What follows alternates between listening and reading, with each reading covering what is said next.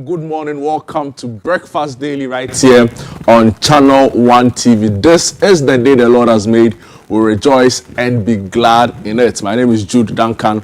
I'm sitting in for your regular host, Nana Tufo Boatin. On this show, we bring you the big stories as being reported by the newspapers and online portals. And of course, later on the show, we are joined by a panel who will bring us some insights into the conversations that you have been talking about from social media and of course, all that has been reported in the news. But like always, before we do, we try to remind you of some of the exciting things happening here at Channel 1 TV and City FM. And we'll start off with the City Business Festival happening in the month of June, from the 1st of June to the 30th of June. This is where all business stakeholders, business heads, business interests gather to deliberate about the sector and also address some of the very pertinent challenges confronting the industry and look forward to how we can all grow together. So we'll be having very important conversations during the City Business Festival, and panel discussions will be had as well. We'll have the forum like we always do. Then there's also the managerial boot camp, right, which is happening at the Platinum Bay Hotel. So it promises to be exciting, it promises to be fun. In the coming days, we'll be bringing out more details about the specific events that will be happening during this period. So keep an eye on it. Please do all to be a part of everything that will happen within this period, particularly the on-air series that will air on Breakfast Daily and, of course, on City FM. So the City Business Festival is back. We're excited. We want to say a big thank you to our proud sponsors, Amissah Bank, MTN. Of course, we have Zonda Tech Ghana Limited and Petra Trust. So we are doing this in partnership with Amissah Bank as well. So please do all to make it a part of your schedule for the month of June, because we'll be having very important conversations you don't want to miss out on. Moving on, we want to remind you that the Channel 1 News app is active and live on the Google Play Store. All you need to do is to pick up your phone, your Android phone, go into your Google Play Store, search Channel 1 News, click on the install button, and with that simple process, you are good to go. What do you stand to gain from this? Exciting interviews, all of the perfectly curated news stories for your reading, consumption, and pleasure. We also have for you all of the amazing videos we have here at Channel 1 TV and City FM. So it's really a one-stop shop to keep informed on all the latest developments in the country and beyond. And of course, with us here at Channel 1 TV, as far as our programming, is concerned. So do all to have this app on your phone, on your iPad, on your MacBook, or whatever device you use, and you'll be really happy you did. So please do all share the message out with a friend on that one centralized app for your news and everything, information related. We remind you also that the Blank Scene series is airing here at Channel 1 TV. It's an in-house production. We are really excited about this because we get to showcase, our rich drama that we have here, and of course, trying to bring you interesting stories that happen in our different household settings, right? All perfectly curated for your viewing pleasure. And I'm referring to the Blank Scene. It airs every Thursday at 7:30 p.m. on Channel 1 TV. You can catch the repeats times Fridays 11:30 a.m., Saturdays 7 p.m. On Sundays, the repeats time is 4:30 p.m. You can catch a repeat on Tuesday at 3 p.m. and on Wednesdays at 5:30 p.m. A big thank you to our sponsors, NASCO, Lizzie Shito, Out Insecticide, and Eva Pack. And what's the month of June without the World Cup? It's the biggest competition ever in the world. And I'm referring to sports competitions, because 48 nations will be playing for pride, for honor, and of course the bragging rights, and they are all coming together in the USA, Mexico, and Canada. Over 104 games, at this year's World Cup, never ever held before.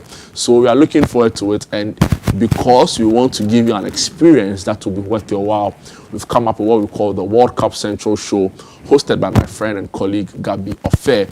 I'm on the show as well, where I bring you the fun tidbits, the fun facts, and other interesting issues that come up with this. So it promises to be fun, and by way of this, please do want to stick with us every Friday at 3 p.m.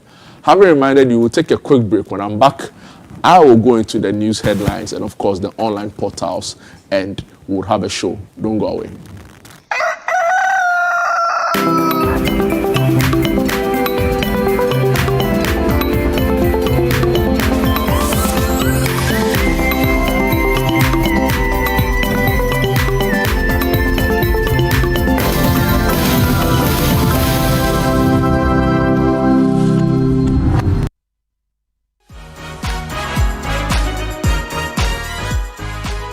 This week on the Upside Down Show with Frema Edunyame, we are honored to host Reverend Father Andrew Campbell as he reflects on his remarkable 55-year journey in Ghana, a life of service, sacrifice, and unwavering compassion. When you decided to come to Africa, was Ghana your first destination? Yes, it was my first choice. Okay. I'm sure listening to conversations, stories about Africa, you really wanted to come. But when you got here, was that what you were expecting?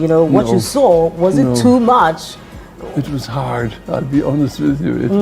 It wasn't easy. I needed £10 just to buy the black cassocks, 3 black cassocks. I didn't have it. I went to see President Mahama in his office, and we were talking, and I said, Your Excellency, I need money for the particular project up in Nkanchina. Can you help me? And he looked at me. He said, Father Campbell, you're a real beggar priest. I got it. I got the money. He gave me money. He was very, very generous. Is he your friend? He's my friend, yes. Okay. He promised me that he would give me the money and he did? He did. You seem to love football very much. I do, I love football. You still support football? Oh, Manchester United. Are you serious? What Manchester United, Father? Yes, fan Manchester. Best They're team, always the best losing. Make a date this Sunday at 7 p.m. only on Channel 1 TV. You shouldn't miss it.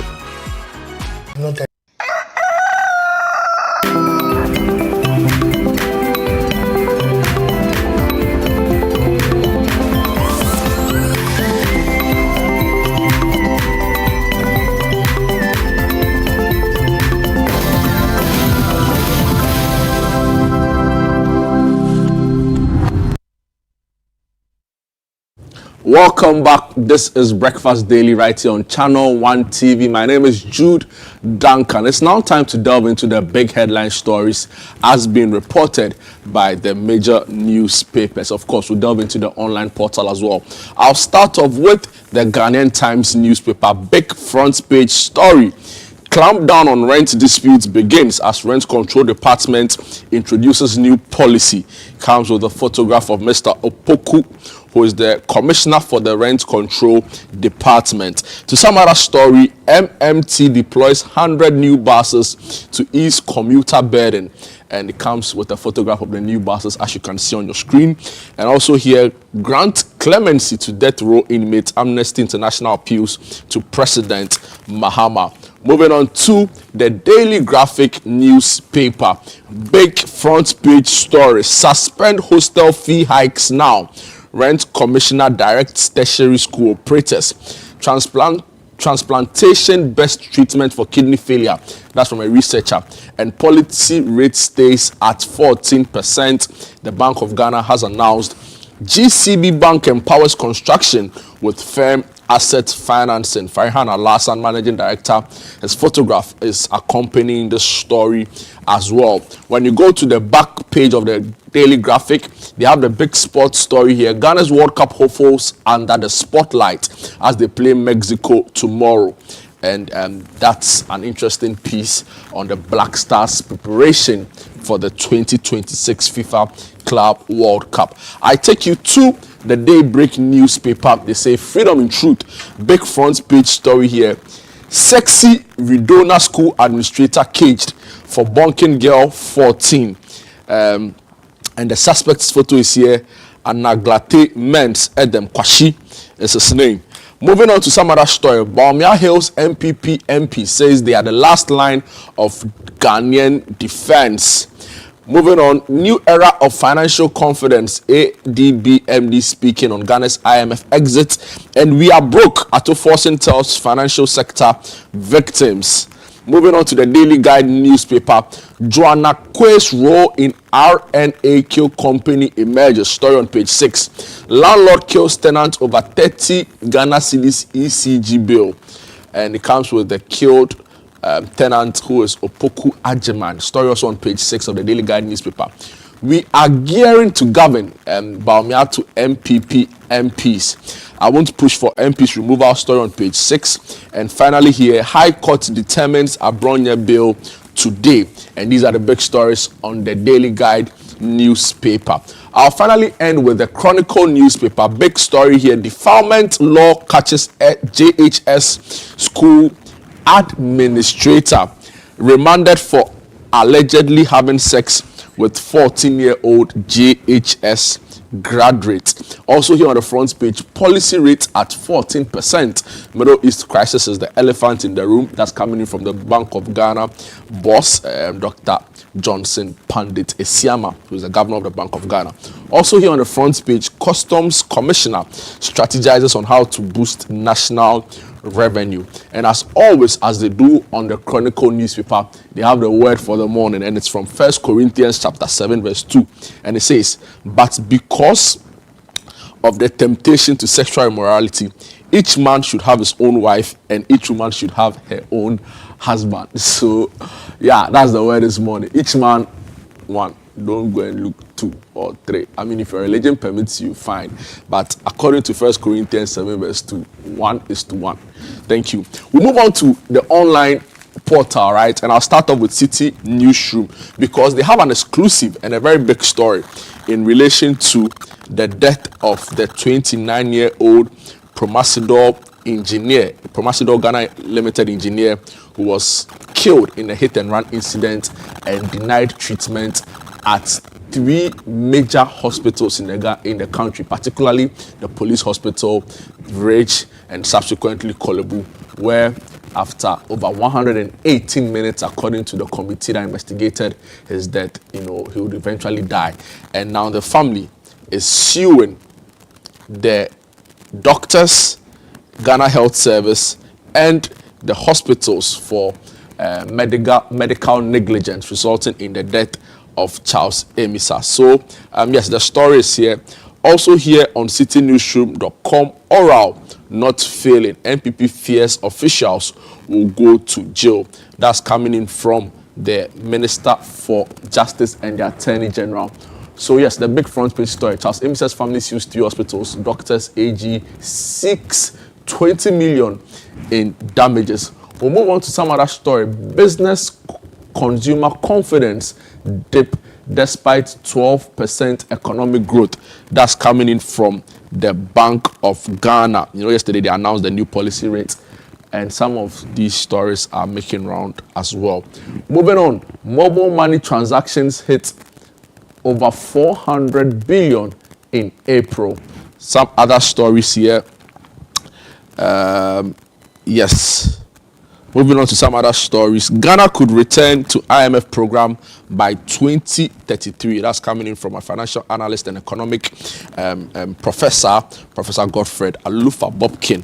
Chief 6 others attacked during visit to Galamsey site in Western North. Freight forwarders demand total scrap of container administrative charges as ports. Charles Amissah, on his death yesterday, Professor Kosa Ajiman Bedu Akosa was on the point of view with Bernard, and he explained that the ambulance service training equipment inadequate, and that was something he had actually put in the report. Still on Charles Amissah, Professor Akosa also disclosed that his phone and ID card were stolen after the incident or the accident. Now Galamsey act decisively in next sitting as SEPA to Parliament, and still with Professor Ajiman Bedu Akosa, he says that the lack of beds not an excuse to refuse emergency care. Accra Tema motorway project not stalled. That's coming in from the contractor. Our colleague Philip Ni Latte engaged him in an interview, and all of these issues came up. And the Transport Ministry probes alleged misuse of 40 million Ghana cedis railway funds. I'll take you to channel1news.com. Some of the big stories coming up. Of course, they have the story on Charles Amissah, who is sued and demanding 20 million. The family is demanding 20 million in compensation after he died, went through hospitals, failed to give him the care he needed. Moving on to some other stories. Bank of Ghana gold reserves rise to 22.3 tons in April 2026. Great Fire temporary control room to be completed by the end of September. That's from the Energy Minister, John Jinapo. Crack the whip on absenteeism in Parliament. Asepa tells Bagbin, a Nigerian woman jailed for attempting to obtain Ghanaian passport with forged documents. I believe in your intellect and courage, Baumia tells minority MPs. Moving on to some other story. Blue water guards are intelligence officers, not armed task force.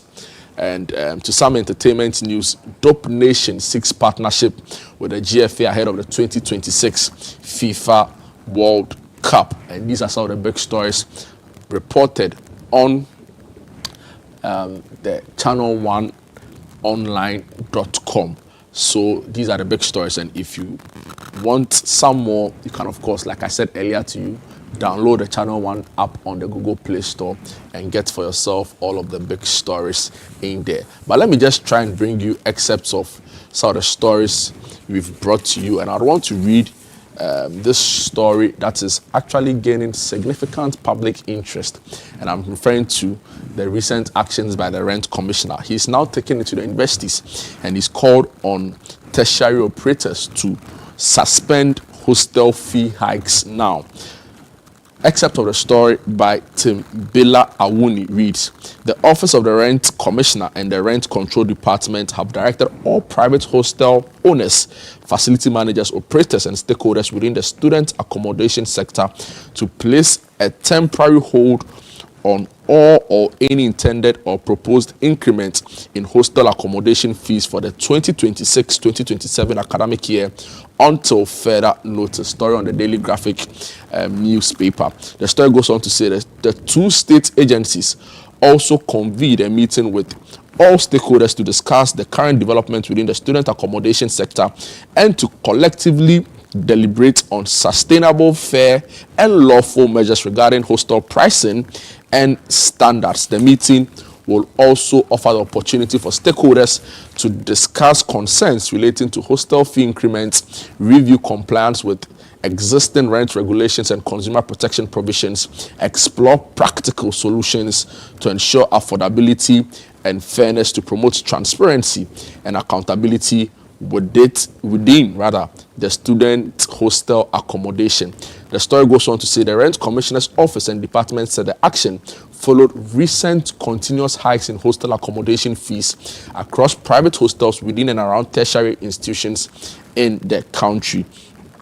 Now, it gives a background to how much rent costs in some parts of the country in tertiary institutions. So fees advertised on their website show varying rates of fees for different hostels and based on the number of persons in a cubicle. At the Pentagon Hostel at the University of Ghana, UG, which has a student population capacity of about 6,000, made up of new and old Pentagon hostels, students pay 27,769 Ghana cedis and 22,870 respectively for one in a room. For one in a room accommodation without air conditioner, student pays 18,958 Ghana cedis and 16,389 for the new and old Pentagon hostels respectively. Two students in one in a room with air conditioner pay 16,389 and 12,701 respectively for the new and old Pentagon hostels, while two students in one in a room without air conditioner pay 10,257 Ghana cedis. Four students in one in a room each pay 6,663 Ghana cedis and 5,599 respectively for accommodation at the new and old Pentagon hostel. So clearly, worrying as far as hostel fees are concerned. Now let me bring you another story we'll be discussing pretty shortly during the news review segment when my panel joined me. It's a conversation the leader of the New Patriotic Party and flag bearer for the 2028 election for the party, Dr. Mahmoud Bawumia, said when he engaged minority MPs at the Accra City Hotel yesterday. And the big headline stories: we are gearing to govern, Bawumia to MPs. Big story by Ernest Kofi Edu, and excerpts of it read very briefly. The flag bearer of the opposition New Patriotic Party, Dr. Mahmoud Bawumia, has declared that the party has moved beyond its post-election healing phase and is now repositioning itself to return to power in 2029. Speaking at the closing ceremony of a two-day workshop organized for the Minority Caucus in Parliament in Accra, Dr. Bawumia said the NPP's focus had shifted from introspection to preparation for governance, urging members of parliament on the minority side to project competence, unity, and readiness to govern. The story goes on to say, and this is quote, "We are no longer healing, we are preparing to govern. We have finished the period of introspection. We must now position ourselves credibly as a party preparing to govern from January 7, 2029. And the story goes on and on and on. Of course, concerns around free speech became topical in this very meeting. Now, I want to finally end with an exclusive from citynewsroom.com. And yesterday, following the interview Bernard Able had with the chair of the committee that investigated the hit and run incident, it's come to the public knowledge or light that the family have sued some persons and are seeking damages to the tune of 20 million Ghana cedis. So the big story on citynewsroom.com, the headline: Charles Amissah's family sues 3 hospitals, doctors, AG, and seeks 20 million in damages. Story by Abigail Arthur. A medical doctor and sister of the deceased engineer Charles Henry Amissah has sued 3 major health facilities, several medical professionals, and the Attorney General over what she describes as a chain of negligent acts that led to her brother's death after a road accident in Accra. Dr. Matilda Amissah, suing as administratrix of the estate of Charles Henry Amissah, is seeking 20 million in general damages at the High Court in Accra over February 2026 incident that triggered national outrage and renewed debate about Ghana's persistent no-bed syndrome. The suit names the Ghana Police Hospital, the Greater Accra Regional Hospital, the Kolebu Teaching Hospital, and several doctors and nurses attached to the facilities, as well as the Attorney General's department. According to the statement of claim filed before the General Jurisdiction Division of the High Court, Charles Amissah, a 29-year-old electronic and automation engineer with Promasidor Ghana Limited, was involved in a hit-and-run accident on the Kwame Nkrumah Circle overpass at about 10:30 p.m. on February 6, 2026. And we all know the story, right? The ambulance will arrive at the scene. 11 minutes later, he was sent to the police hospital. They denied him a bed. According to the reports that has been made public now, he will subsequently be referred to the Rage Hospital. He went there, same concerns, and he would end up at Kolebu. Now, the ambulance refused to move when he was directed to go to UGMC, and a few minutes later, he would pass on. A committee was set up to investigate his death and found 4 medical doctors and 3 triage nurses. To an extent, you know, they found them to have breached ethical procedure and guidelines concerning the medical profession, and I've referred them to the Ghana Medical Dental Council for further action. Of course, these hospitals say that they are going through their own processes to review the actions of these health officials. We've heard from the Ghana Medical Association, who disagreed with the committee's position of publicly naming these health officials. So it's become a subject of, you know, intense debate, and also it's raised significant concerns around emergency healthcare delivery in the country. But what we do know and have reported, according to citynewsroom.com, is that the family is suing the Attorney General, the 3 hospitals, and the medical officers on duty for negligent actions leading to the death of the 29-year-old engineer. We say again to the family our deepest commiserations, and we pray that the good Lord grants them the strength and the healing they need within the period. But just before I end and introduce my panel, it's important that we celebrate some amazing people who, by the grace of God, are celebrating their birthdays today, right? And I'll start off with Inshira Arthur. Inshira Arthur. Yeah, this is not Arthur. May God bless you abundantly, guide your steps, and fill your new age with joy, peace, and favor, and endless happiness. Keep shining and becoming all God has called you to be.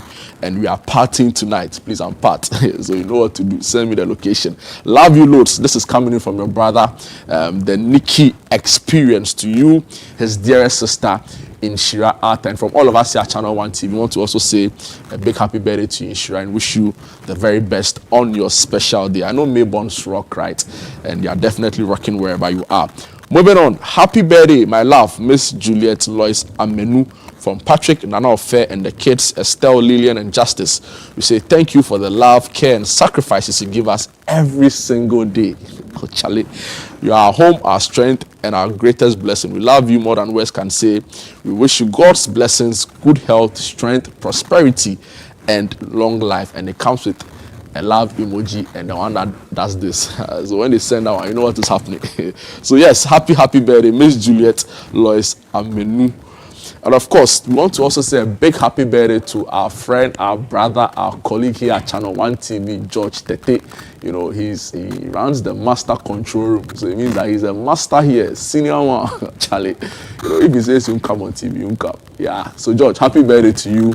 We celebrate you and we wish you God's blessings on your special day. And want to say that we are really happy for you on this day. All right. So that's all time will allow us for. As far as our news headlines and the big stories are concerned. We'll be back to delve into the stories. I mean, concerns around free speech have become very topical. The MPP and its flag bearer are also, you know, trying to whip up interest in their base and in their party. We'll be looking at all of those things pretty shortly. Don't go away.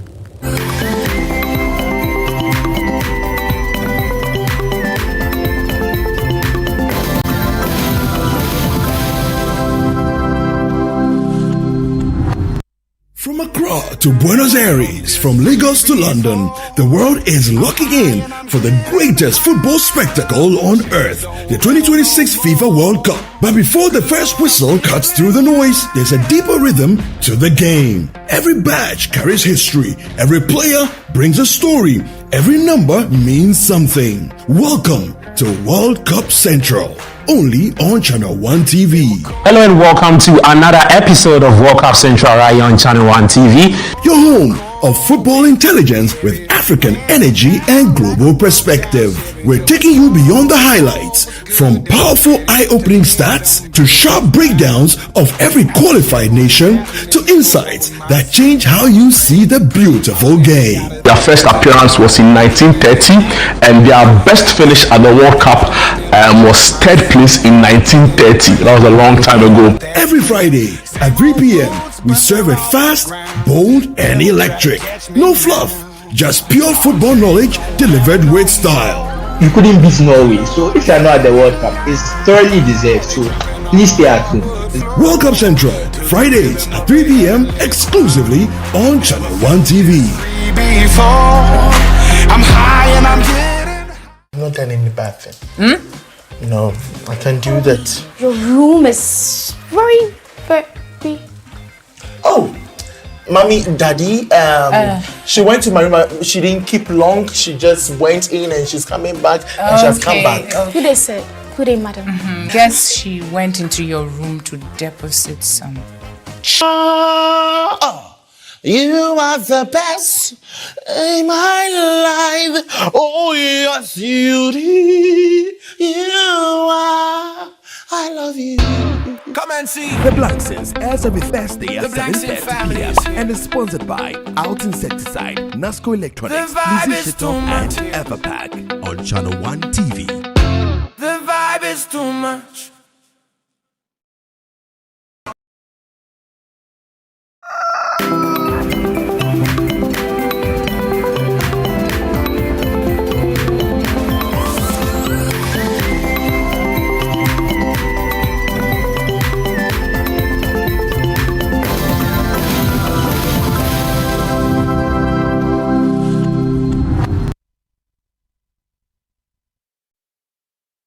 Welcome back. This is Breakfast Daily right here on Channel 1 TV. My name is Jude Duncan, sitting in for a regular host, Nana Tufo Boatin. We'll delve into the big stories now. I've been joined in studio by Abdul Fattah Al-Hassan.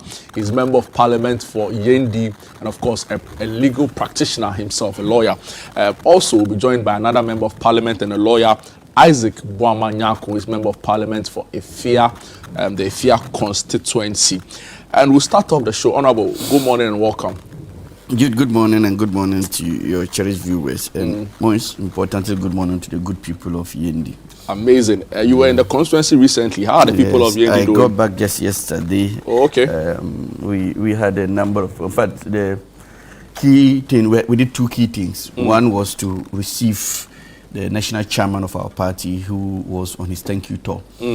And Yendi happens to be the center of the Eastern Corridor, and so he passed almost like 3 nights in Yendi. Wow! So he would sleep in Yendi, the next day go to other constituencies. So after doing Yendi, he went to do Tatali, and Zabzuko came to sleep in Yendi. The next day he went to do Pandai, Wulensi, Bimbla, came to sleep in Yendi. The next day then he went to Saboba, Charpone.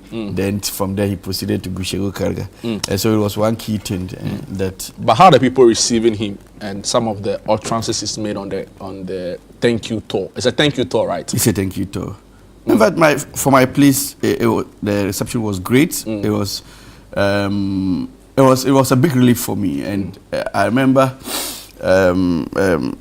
In fact, he highlighted most of the issues, and almost everywhere he's been so far. You see the key issue we have now is the issue of job, youth unemployment, the job unavailability, and so there has to be some kind of reassurance. And we are with the people, and sometimes when you are with them and you keep telling them the same story over time, they begin to even not believe the story you attend us. But when you have somebody highly placed like him come around. To at least let them understand that the situation is not as they think, but we are working around the clock. To fix the issues. Yes, we have to fix there are those who say that. And the second, okay. Let me ask the question that you maybe can tie it to the answer. I was going to say that there are people who feel like it's a campaign, disguised as a thank you tour. That I cannot speak to. As far as I am aware, when he came to my constituency, there was nothing like a campaign. And you remember during the campaign 2024 election, he went through, he did a tour of the constituency, and I, as an MP, that's also what we've all been doing. Once you are done with elections, you have to come back and thank the people. But the president did that already. The president did a thank you tour after winning the election. I've heard a lot of people say that, but you see, the president did more like a regional tour. If you observe it, he didn't go to the constituency. When we were doing the campaign, you realize that we did constituency by constituency. But the president, now overwhelmed with the workload as president, cannot do constituency by constituency. So it was more like a regional tour. And regional tour, for instance, if you have the northern region, we have 16 constituencies. If you, people were not taken from their constituency to Tamale. It was just the Tamale people who had him. And in other areas, it was the same. It was basically those in the region who had him. You understand? And so if you have and in another case, in the last election, the president also did his campaign. He toured the constituencies, and General also toured. Fair enough. You understand? So it's only fair that the thank you. And General actually went to the rural areas when he came around in 2024. But the president didn't go to the rural areas? No, the president came to the district capitals. Okay. You understand? That was what almost everywhere. That was what we did. And then the next biggest thing I had was I also. We dredged some dams. We dredged about 7 dams in Yendi for the first time in so many years, in decades. In fact, if Yendi water problem is common to everybody. So the one district, one dam, it didn't happen in Yendi. Forget it. In fact, funny enough, Jude, funny enough, in one of the communities, we call it Wambong. Yeah. In Wambong, you see, when you are giving people development, allow them to have an input into what you are giving them. Yeah. You came to give them one village, one dam, and they told you that we already have this dam. Just expand this dam, develop this dam for us. Don't dig another dam. No, they said the contract was for them to dig a new dam. So they came to dig a fresh dam, just by the new dam.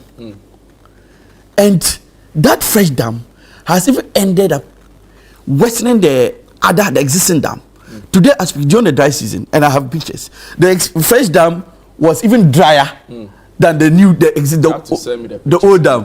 The one the MPP dug for them was even drier than the existing dam. So when I went, they showed me the 2 dams.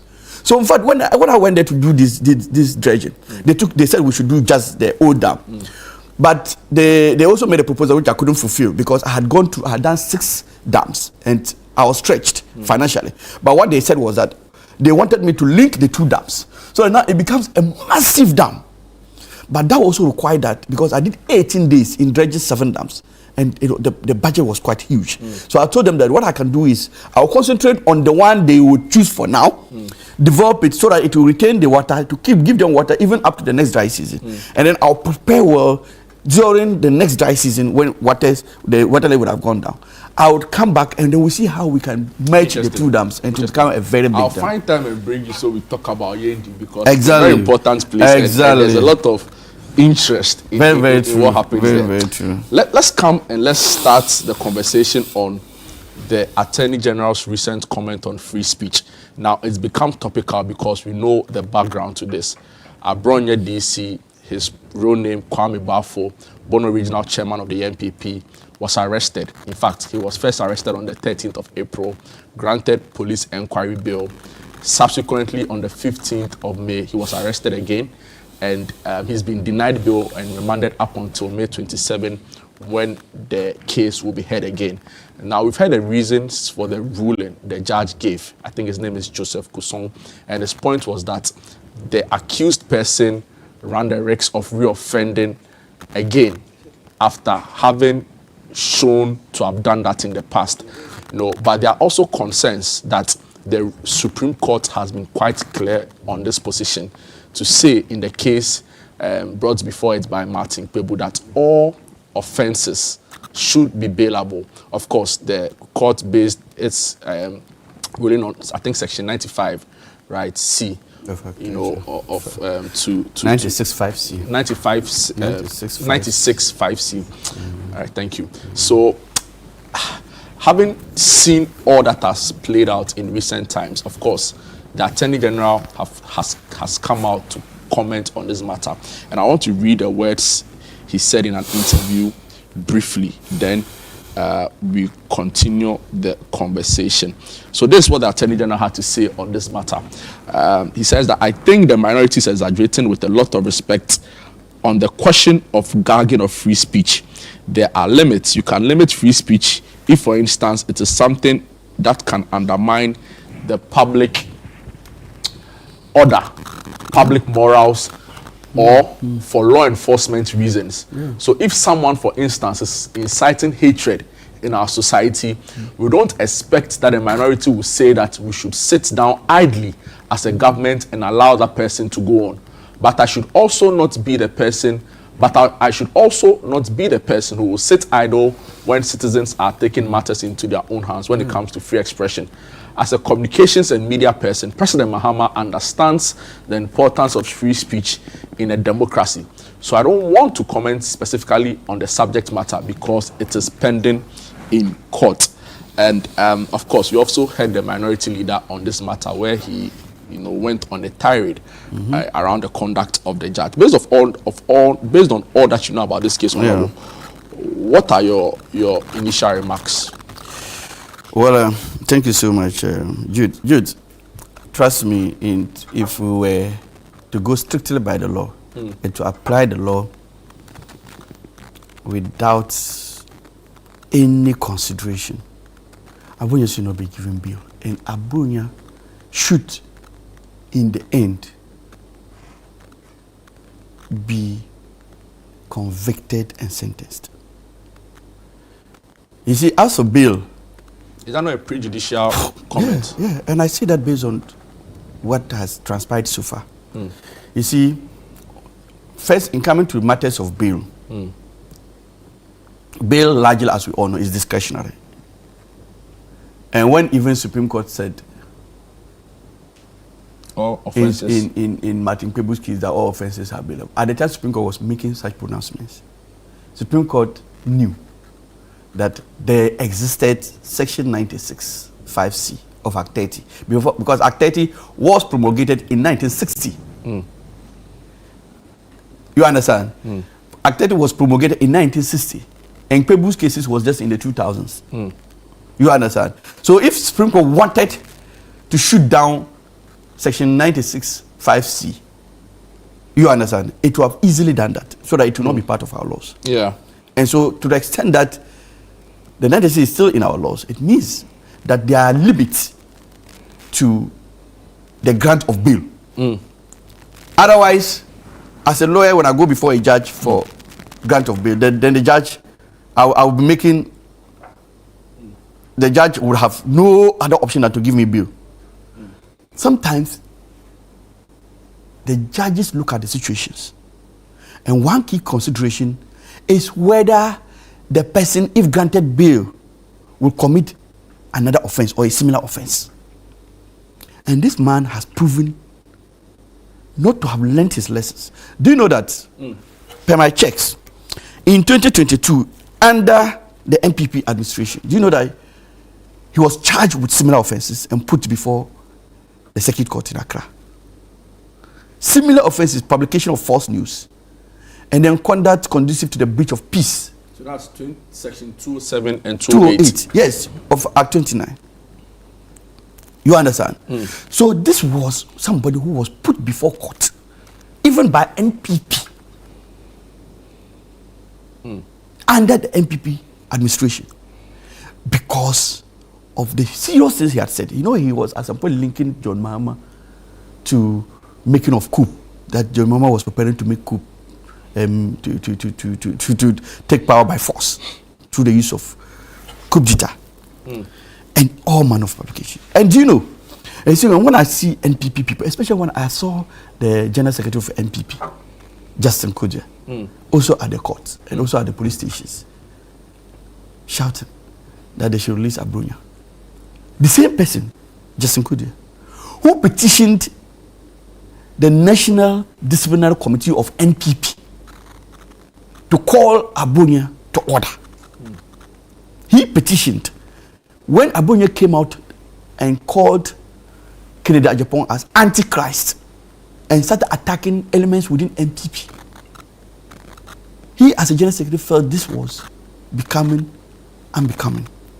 And so he felt that the conduct was unacceptable within the party.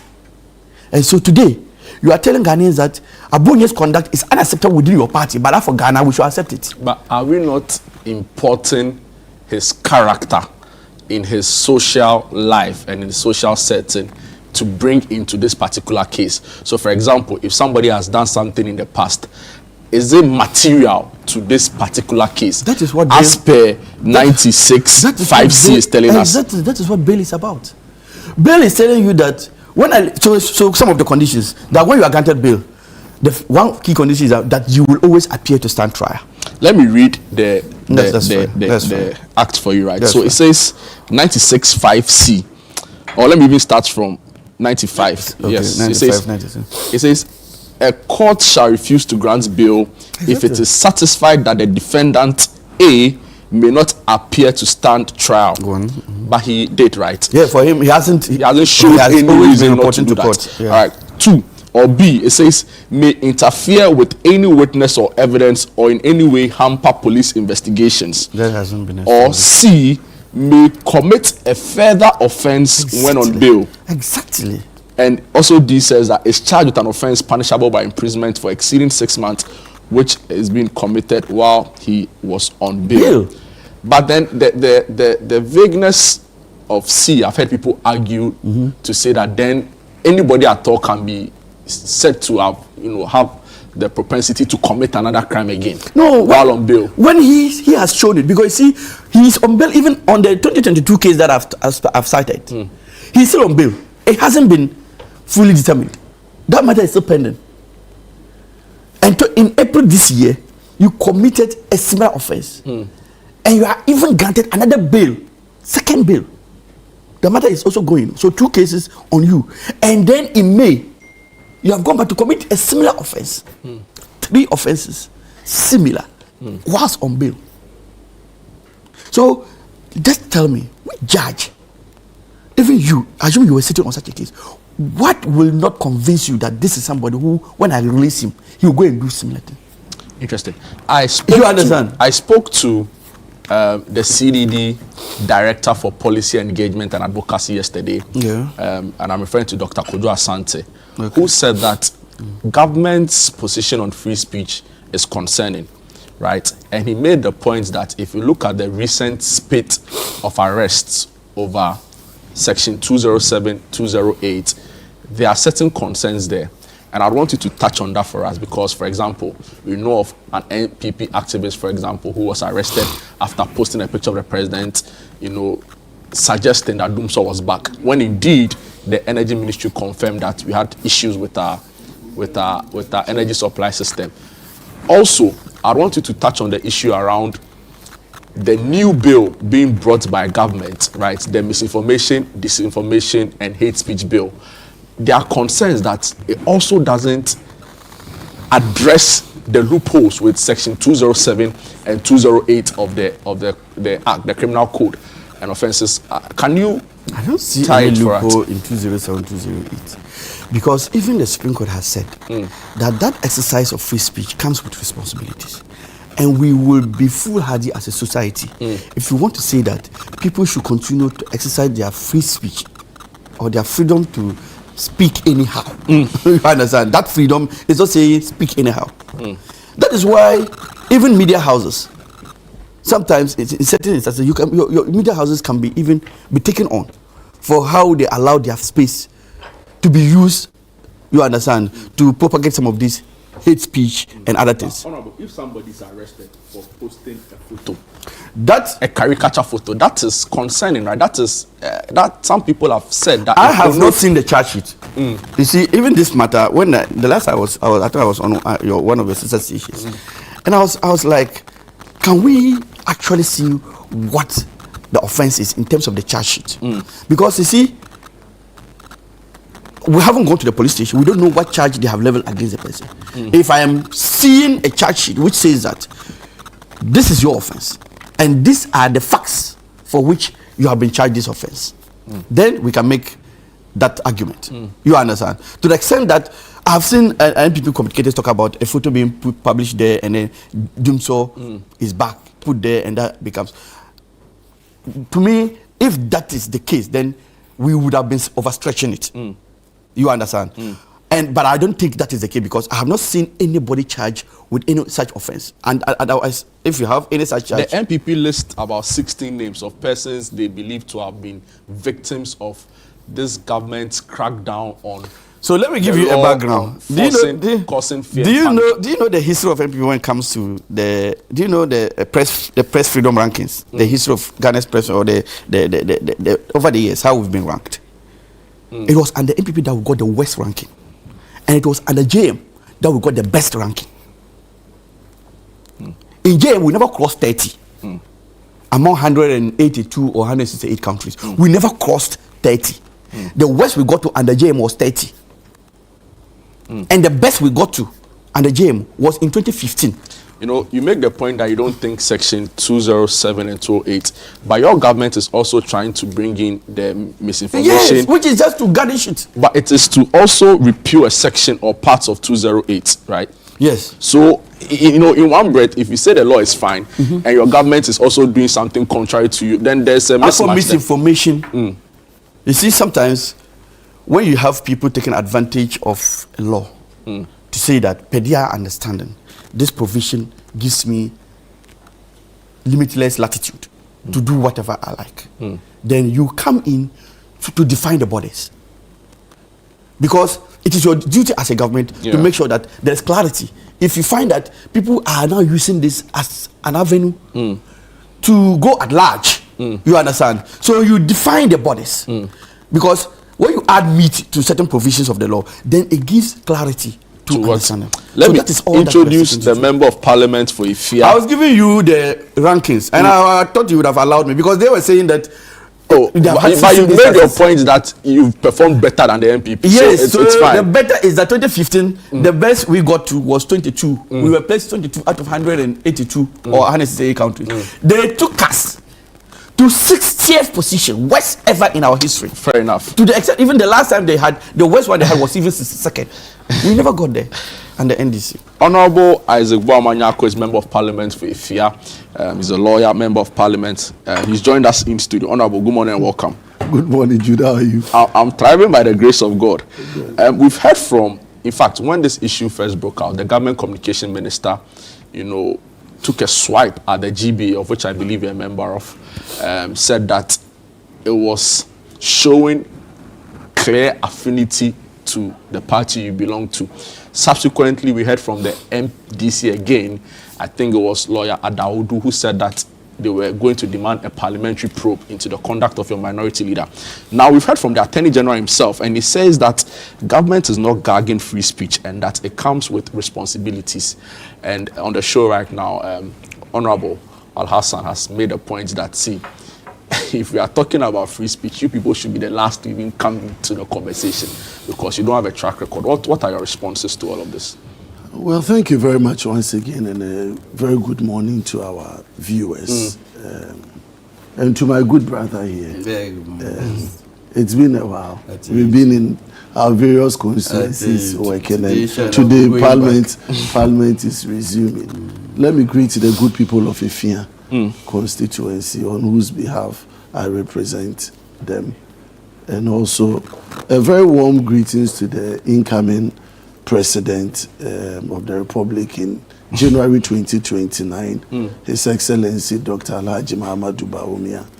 Yesterday we had an engagement with him. We'll come to that on the show. Yeah. So let me say good morning to him. I know he's doing very well. If you had seen him yesterday, the sweetness around him, the composure, the presidency style, you know that Charlie, Ghana is in for something wonderful 2029. But in watching my brother, you can see the struggle.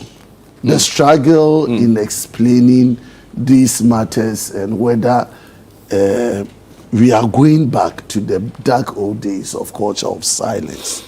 You see, we are on this platform, City FM Channel 1 TV, making our thoughts known because there's been a creation of opportunity for us to speak freely. If you know our history, let's just take it from 1993 when we started this Fourth Republic. It hasn't come easy getting this far. Our forebears had so much difficulty bringing us to where we are, where now we have freedom of speech, freedom to express yourself without fear, without intimidation or favor. You see, sovereignty of these states resides in the people. And the people just give part of that sovereignty to the executive or we, the political actors, to do it for and on behalf of our people. And the constitution that we have all sworn to is what is guiding us. The fundamental human right of free speech is very key and critical for our democratic governance. Free speech is to ensure that whatever you feel like saying, to make sure that at least you are able to vent your feeling and expression is given. But section 21. I'll come there. I just started my preamble, And he said it. Every right of free speech is also supposed to be guided. And there are limitations to what you say. They say that the freedom of you to express yourself ends at where someone's own begins. True. Okay. And so when people speak, it doesn't have also to be palatable to you.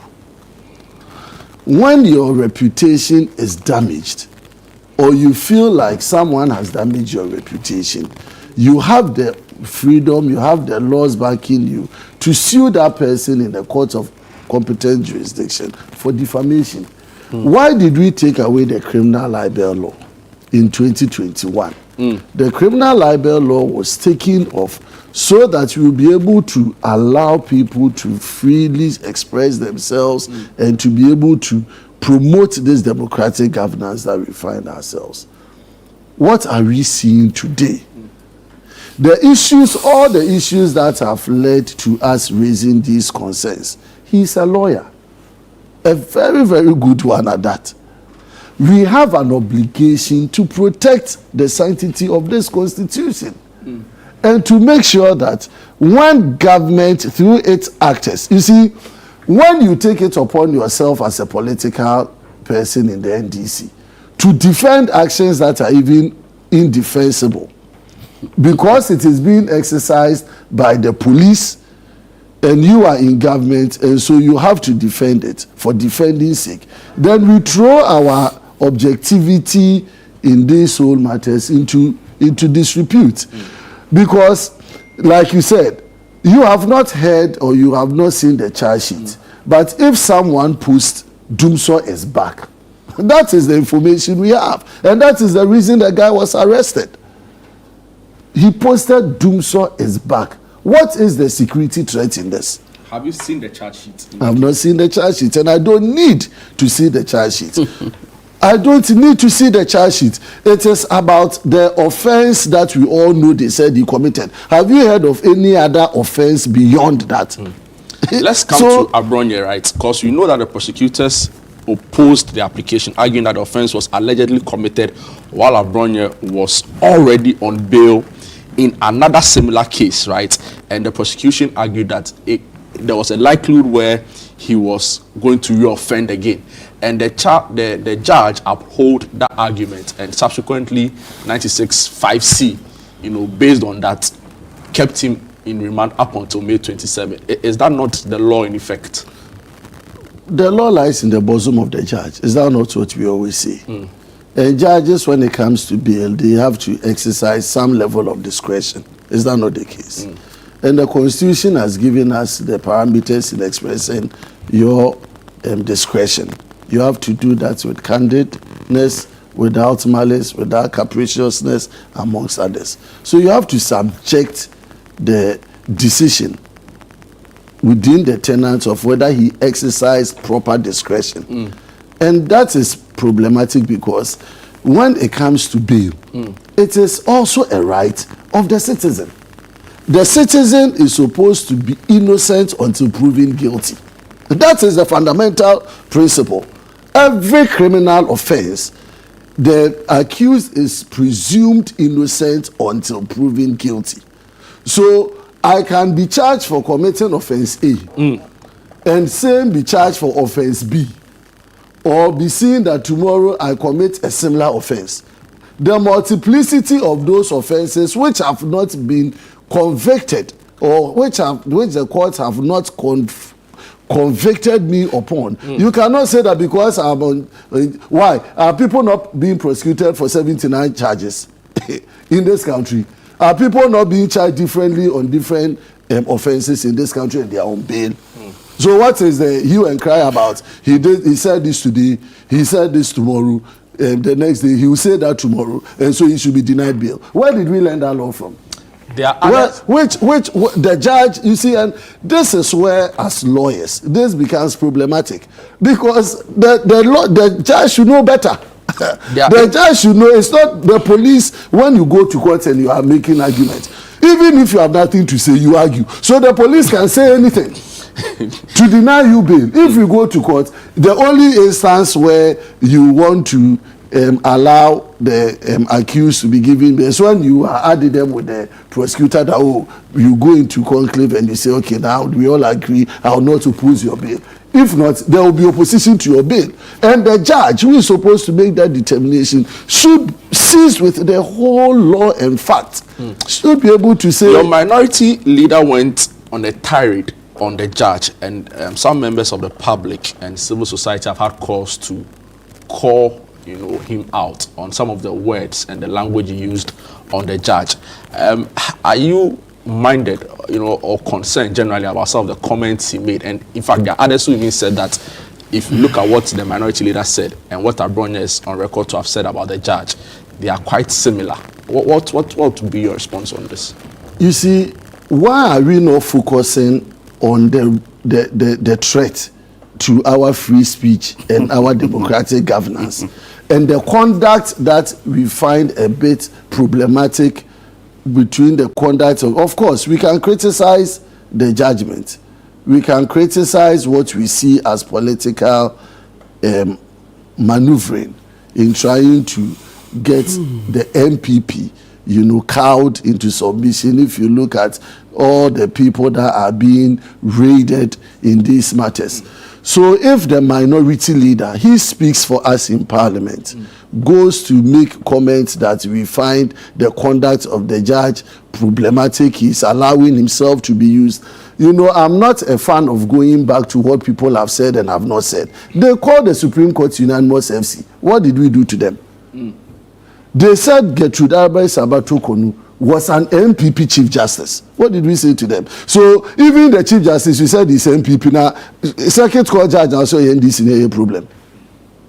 The Chief Justice, you said the Chief Justice is an MPP Chief Justice, NDC, leading. That was wrong then. That was wrong then. Oh, did you say it was wrong then? So it is not an issue of equalization. That's why I said, when you go to that tangent that what Afenyo Makin has said, it's as if people have not said worse things. And that's why we say that freedom of speech, we should encourage it. If Afenyo Makin says the judge is an NDC judge and you are not an NDC judge, what's your problem? No, but it should come with responsibilities, right? Because there are concerns that we've heightened the political temperature of the country too much in a manner that it is not healthy for a democratic dispensation. I agree. So people in very privileged positions like the minority leader ought not to inflame such. It's a problem, right? Would you use such words on a judge, for example? I have learned and I will not. And it's me. Okay. And I agree with you that we should be decorous, we should exercise certain amount of restraint in order not to heat up the tension. But it's becoming one too many.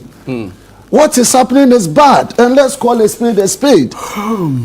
And I find it so worrying that the Attorney General of this republic, the Attorney General who is supposed to protect the Constitution and the fundamental rights of Ghanaians, because of these small matters, he's saying that what's the threat to the national security here? Oh, in all these matters, what is the security to Jude? You are a journalist. If these minor matters, you find them spaces to arrest, then I wonder when things get worse like we are going into, the economic condition, you give us a 3.5 inflation rate, and yet you go to the market and prices are increasing by 20%. Honorable Isaac, thank you. Good. Good. I like the tangents that my brother took, asking what happened when people called judges this or that. You remember the case of Ohineba Boamabeni of Power FM on February 8th, 2022. He was not only arrested and charged, he was also sentenced for 14 days. And you know what his offense was? He said the president influenced the judges. And he was given 14-day sentence. You remember Mensa Thompson? He has said the president flew his family in a private the rented jets. And he was arrested and detained for this. Did you agree with that decision? So, you see, if you look at your case, did you agree with that decision? Do you support the sentencing, the conviction? Those cases you've just reported. Are you in favor of that? Look, the conviction. If you said the sentence and the conviction, if the judge came to that conclusion, not about the facts. When you present a matter to court, when the police are prosecuting you, that one it is issues before the court to make determination. But do you support their arrest and prosecution at that time? To the extent that the court made final pronouncement on them, it was meant to bring the arrest and prosecution. Do you support? If you support us, then you support. Let me ask the questions here. In September 12, 2025, His Excellency the President, when he met journalists, made a bold announcement that will fish you out. President wants online hate speech preachers. Exactly. I'm coming. Now, in the aftermath of that, right, we've seen quite a number of arrests in that regard. Of course, your government also has the misinformation and disinformation and hate speech bill. And there are concerns that it is going to regulate the internet and social media abuse right, in a manner that would sort of harm free speech generally. Like I said earlier, CDD have had cause to complain about this. So are we not going back to a colonial era relic where government, is trying to suppress dissenting opinions and views from, mainly opposition members who disagree with the oppositions on issues? The challenge is that at the time we were making some of these our laws, we didn't have social media in its current shape and form. You understand? And so our laws, which were meant to at least regulate how we conducted ourselves as far as the exercise of free speech was concerned, could not have envisaged some of the situations we find ourselves in. And so as a forward-looking government, as a government that has to live with the terms of the moment, you only need to bring the society to the reality. We didn't have social media in its current shape and form when these laws, because some of these laws are as old as 1960, 60 years plus. You understand? And so if we have today social media now being used as a tool to do all manner of things, somebody can just sit in his room and do all manner of things. It is only fair that as a society we bring ourselves to that state of affairs. Otherwise, we'll be far back in terms of the. And you see, in any case, laws like this don't just pass through the executive level and get to parliament and get passed as laws. No, there are levels of consultation, and inputs are gathered and brought into the whole discussion. And so I only urge that those of us who have concerns, we take interest in such bills, read them, file our memos, and have our inputs considered. Because trust me, even in parliament, they will be heavily debated. You understand? Yeah. And the debate will all be targeted at what? Helping to safeguard our entire society. Because remember, in society, the Rwanda genocide was as a result of false publications and many other disturbances and wars. And so, do you expect that as president, GM should sit back and allow our society to get to the state where it becomes uncontrollable, situation becomes uncontrollable before he begins to act, or he should be proactive? You understand? In arresting the situation. To me, he's being forward-looking. He's trying to be proactive so that we don't get to a stage where people will just get up and say whatever they like. You understand? I want us to move the conversation, so I give you ample time to talk about your engagement with Dr. Baumia yesterday. He said, you give us ample time, not him. But you weren't in the meeting, so but you speak on it. But you weren't in the meeting, so it's fine. Honorable Baumia, there are others who have also opined that your party has enabled this accused person, and I'm referring to the Bono Regional Chairman of the NPP. In fact, during your presidential primary, he used similar and unsavory words against flag bearer aspirants at the time, and you've sort of overlooked this up until this point. What would be your response about you looking inwardly as a party?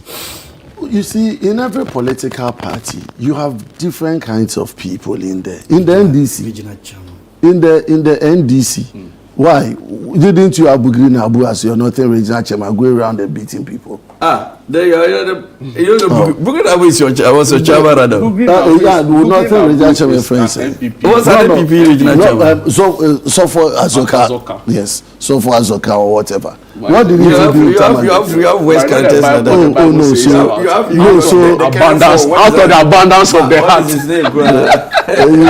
So Bugri Abu, Sofa Zoka, and all of those people. So, dude, do you know that the Media Foundation for West Africa at some point rated Abuja as a West abuser on media in Ghana, West. So, Media Foundation for West Africa. So the issue is that in every political party, whether at the base up to the topmost, you have people of various kinds. That is what the beauty of political party group. Anybody that says anything outside of what is expected, we condemn. Nobody will say that if Abronye says things that are not right, we don't condemn it. We've condemned his words that are found offensive and harsh publicly. And he's not changing. Oh, please. So the MPP as a party, led by Dr. Mahamadou Bawumia, even yesterday we go there, he's expressed the fact that we should make our comments, we should criticize government, but we should be very decorous and civil in our communication. So it is a daily appeal we give to ourselves. And so I am not of the stock that as a political party we are going to condone insults, we are going to condone all those conducts. And I'm sure over time we are going to refine all of those people. I followed your politics, right? And you appear moderate, and we appreciate your stance on some of these issues. And that's why I'm expecting that maybe you condemn some of the comments that have been made about the judiciary. And even, when your party made the diplomatic call, right, the youth organizer came out to say that we are going to weaponize the youth base of the party and make this country ungovernable. Clearly, such commentary, inflames some of the passions and could lure people into some of these acts we don't want to see. So, are you minded to condemn some of these things? No, I'm hearing this the first time. I see what the youth. You said the youth organizer. Yes. Should I read his comments for you? Oh, I don't mind if you read or you don't read. But my point is that in the heat of the movement and the way and manner they are conducting themselves against us, people get angry, people get frustrated, and they may use such words. But I don't think that is the way to go. I don't think Mustafa, in all intents and purposes, will say that he's going to mobilize Ghanaian youth or MPP youth to take up arms to go and fight the state. That would be absurd in its intent and purposes. So I'll appeal to him and our colleagues that we should exercise a lot of restraint. Let us use due process like we are doing today to go to court, but also send a signal to the executive and the NDC that we cannot be cowed. We've come very far in our democratic governance, and so we don't want them to use the powers of the state to cow us, to subdue us, to intimidate us for criticizing them. That one, it will not happen. But in doing so, I agree that we should use temperate words. We should be able to confront it in the right manner. And I'm sure after this program, we would engage ourselves. But Dr. Bawumia, from all the posturing and all that he has told us, is to position ourselves as a government in waiting, a government that is a party that is ready to deal with. Honorable, we have the final word in a minute, right? And would you also say that maybe some of the manner in which some of these arrests have been done, right? So the full force of the BNI, raiding people's home at dawn, all of that is not a good signal, and it's not something that we should look on and be proud of as a country. You see, it happened to the governor, it happened to Adenta Kumi, for example, right? Where I think officials from some security agencies stormed his house, under the cover of darkness to. As for arrest, in fact, our laws even regulate arrest. If you look at Article 14 of our Constitution. And so it's just that we are not testing the laws. Sometimes you find these complaints and no one goes to challenge even the mode. Sometimes even the mode of arrest can even go, he's a lawyer, to even affect the decision of the judge. Sometimes as a lawyer, if the way your client was arrested goes foul to the law, you can use that to even nullify judgments that have been given, because the process is as good as the end, the product. You understand? And so I think we can. So, and some of our police, trust me, there are excesses, and these excesses, they are everywhere, even in the US. Sometimes, if not until certain videos come up, you won't believe that in US people can be that hard on innocent people. You understand? And so yes, the police must act within the law. You understand? And the arrest must be done in accordance with laid down processes. But I do not think the impression that NPP wants to create is the case, that there's a heightened. So you agree with the Attorney General, right? Yeah, I fully agree with him. In fact, fully agree with him. Your General Secretary Fifi Fiabi Kwete also spoke on it in an exclusive interview with Channel 1 TV. He said sometimes our friends turn out to be a little too sensational in the way they approach things. My good friend, the minority leader, Penyo Makin, knows the heart that the persona of John Dramani Mahama is not somebody who prevents people from expressing themselves. And this is a game of politics. And people say what they have to say. And this is Fifi, Fiavi, Kwete. I think the issues have been... It's the deed, you know, not the words, but the deeds. The president holds executive power. If you realize that the police are taking undue advantage... He should interfere. But why not? Is the interior minister not the one responsible for the police? Is the attorney general not the head of prosecution? No, you don't need a direct statement or interference. But the point is that if you don't believe in what is going on, if you want to encourage free speech, and all the matters we've talked about, there's none of those speeches that amounts to threat to the security of the state. Simplicity. Interesting. Moving on. Even when you charge Abunya in 2022. Moving on. I think the point has believe that his conduct was a breach, was a threat to the point has been well made. What threat did it? Let's move on the conversation. Uttering the words, does that amount to threat? Uttering words alone, you charge him. Honorable Alibama, let's move on. I don't want to talk about Bamia. Let's go to Dr. Bamia. We've gone. I think the point has been well made, and across the table, we believe that everybody, we all have roles to play as far as improving the democracy we enjoy, you know, is concerned. Now, the flag bearer and the leader of the New Patriotic Party going into the 2028 elections has met members of the minority as Parliament is about to resume. And he's been engaging them on a wide range of issues. And top of the list is that he's asked members of his party to start conducting themselves in a manner that suggests that they are ready to take over the reins of power in 2026. And the big headline captured by the Daily Guide in this story is we are gearing to govern Bawumia to MP. So, Honorable, I want to believe you're in the meeting. Yes, I was. First of all, just create the picture for us, right? And before we even come to what was said and what was not said at the meeting, there are people who feel like, why was this even important in the first place? Because when he won, I think there was a delegation from the minority that went to meet him in his house, right? Why should he see need to come and even engage the minority again as Parliament is about to recommence? Yes, you know, the minority as part of our programs, many times we go on recess and we are coming back.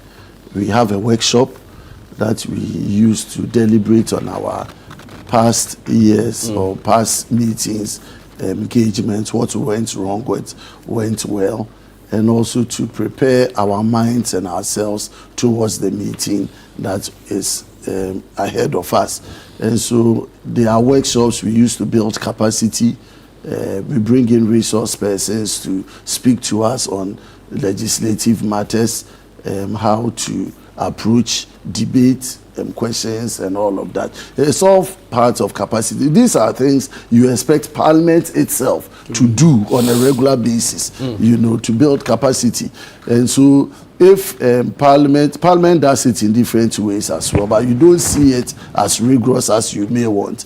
And so I commend the leadership of the minority, because in all those instances that we've participated, we've done about 3 so far since we came into the 9th Parliament. And if you look at the topics that are treated, you know, not just preparing you in Parliament, but even how you conduct yourself as an MP in your constituency, how you hold your constituency, how to visit the constituency, the expectations of the people, being in opposition and in power, you know, so you bring resource persons who have different understanding and dynamics as members of Parliament, former MPs. We had Jugati coming in to speak to us on, as a former deputy speaker, you know, how to move from trenches to the chamber, how to conduct yourself coming from the trenches to the chamber, and what is expected of you, and so on and so forth. So let me commend leadership for that.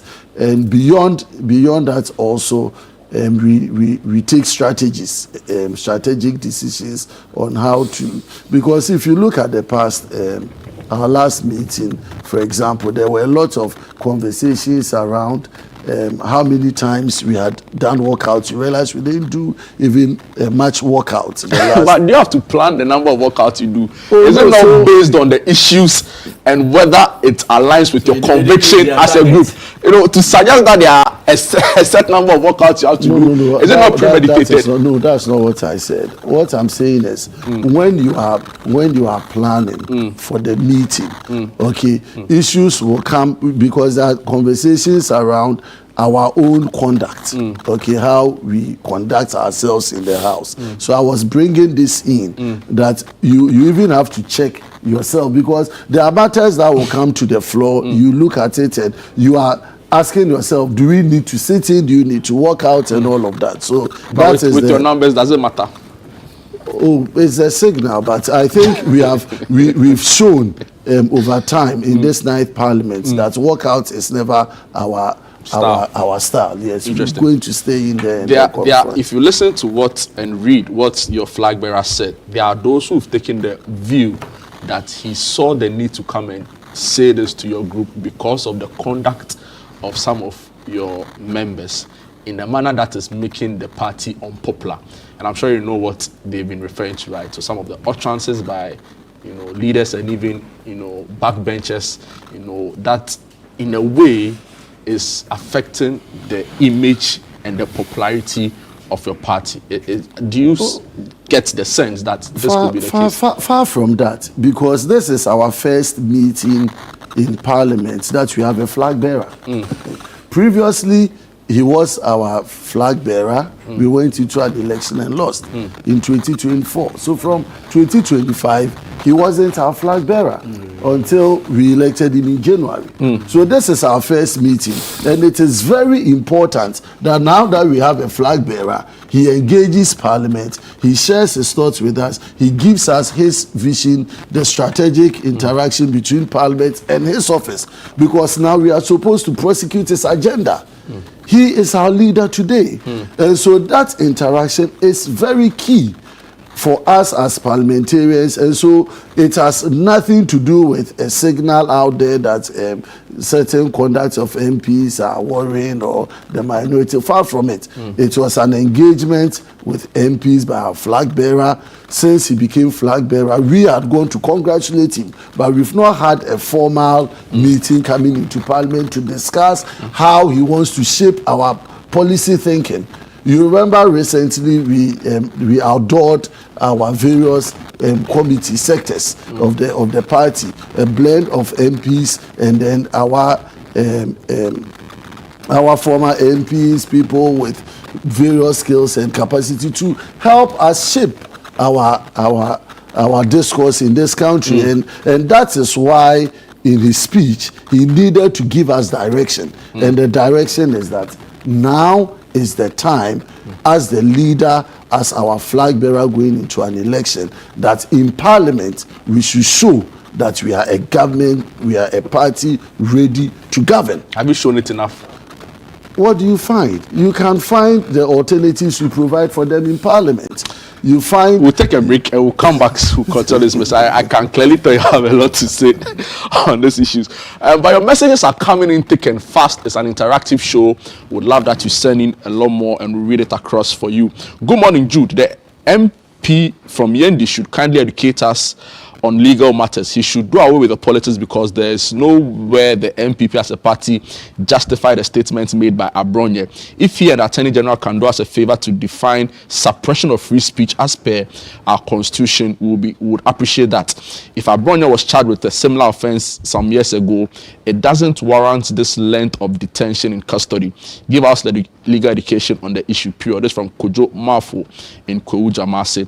This one says, I need to understand a few things, and I hope your guest from Yendi can help us. Who is in the wrong, and what are the sanctions that can be meted out in this context of re-offending in an ongoing suit? This is from Loving, listening or watching from Pram Pram. From Kwablavi of Pokwase, Benghazi. Politics of insults will not help Abronye, but he won't stop. And instead of the MPP members advising him to put a stop to it, they see it as political witch hunting. It is the law of Ghana that is hunting Abronye, not anyone. It's unfortunate that the MPP minority caucus are claiming that the judges have taken the law into their own hands. Great legal minds on your show today, completely enjoying their thoughts on the matter.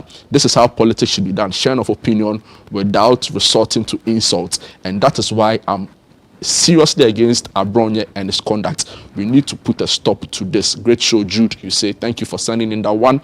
Dr. Ina is right. The minority is simply exaggerating. Free speech is guaranteed, but it has limits. Every democratic constitution recognizes this. The MPP prosecuted people for 8 years and never called it gagging free speech. What is more embarrassing is running to foreign missions to petition against your own government. Were you there? When you went there. Oh, okay. That is not defending democracy, you say. That is desperation. And this is from Chachu Chikata Jr. from Ga West. Quite a number of messages. Great legal insights from Honorable Alasan. Completely enjoying his explanation on the law on the show today. Good morning, Jude. The circuit court judge just didn't do the right by the accused. Simple. This is Alan Kwe, Papa from Jalaf Kwashiman. MPP members are using some means to attract attention of Ghanaians towards 2028 election. Factors, they were worse in human rights abuses, and when they were in government, sheer exhibition of hypocrisy by the MPP, especially their flag bearer Baumia. Ghanaians must just ignore them. Solid show. Honorable Alasan, Papa Bisu in Springtex doing the, watching. Quite a number. There's also a message from Efia, your constituency.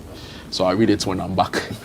All right, so that's it for the first part of the show. We'll take a quick break. When we come back, we'll continue the conversation. Baumia engaging the minority. What are the reasons? Are there some inarticulate motive behind his engagement with the minority? We'll be looking at all of that and more. Don't go away.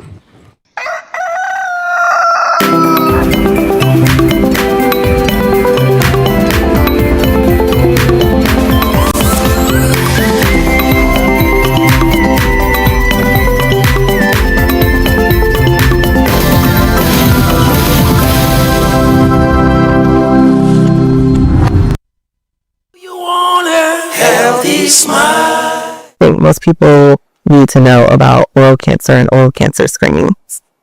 So oral cancers are deadly. They come late, which means by the time we're catching them, they're in grade 4 and we lose them. Best way to solve this is to catch them early, so we need to screen them more often. What do you guys do as hygienists? So usually on the first visit, when our patients come in, we do a visual exam. So we'll palpate your neck, we'll check your lips, your tongue. We'll use a special light called an oral ID to detect abnormal tissues. We're looking for things like red patches, white patches that don't heal. Normal. I mean, by the time we realize it's too late. So once the oral ID picks it up, we may have to biopsy and make sure we are clear. And if it comes out good, fine, we're happy. If it doesn't, we start treatment very early. Important that people are coming in at least every 6 months to get those things checked, especially since there are no symptoms. You may not know something's going on in your mouth until you come in for your dental visit. I'm ready to give it my all, my talent, dedication, heart, everything for this journey. What's all this? Welcome to the Breakers. You need more than a rhythm to survive these phases.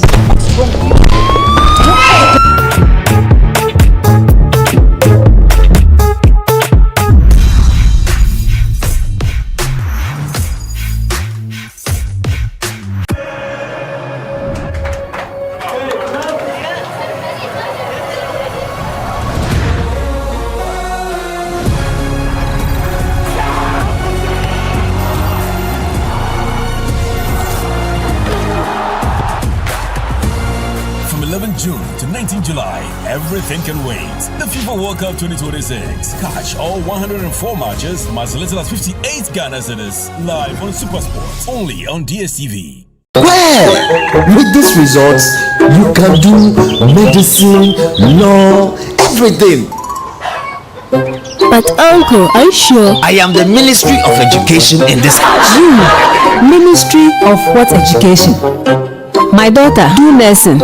It's your best chance with this result. No, go business. Oh, please, what do you know? Can you even read? Go become YouTuber like me. Use Admissions Checker. Admissions Checker? Yes, Admissions Checker. Ghana's first university admissions hub. Just sign up at admissionschecker.com. Enter your WASSCE or NOVEC results. Choose your dream universities and programs and instantly find out exactly where you have the best chances of admission. Wow, what if I want scholarship abroad? Simple. Tap scholarships and find opportunities too. Can it also find husband abroad?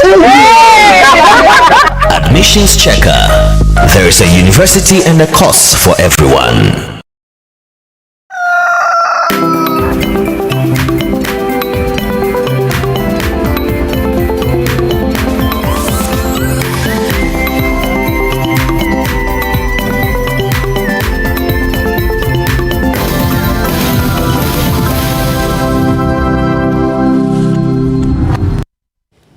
Welcome back. You're still watching Breakfast Daily right here on Channel 1 TV. My name is Jude Duncan, sitting in for your regular host, Nana Tufo Boateng.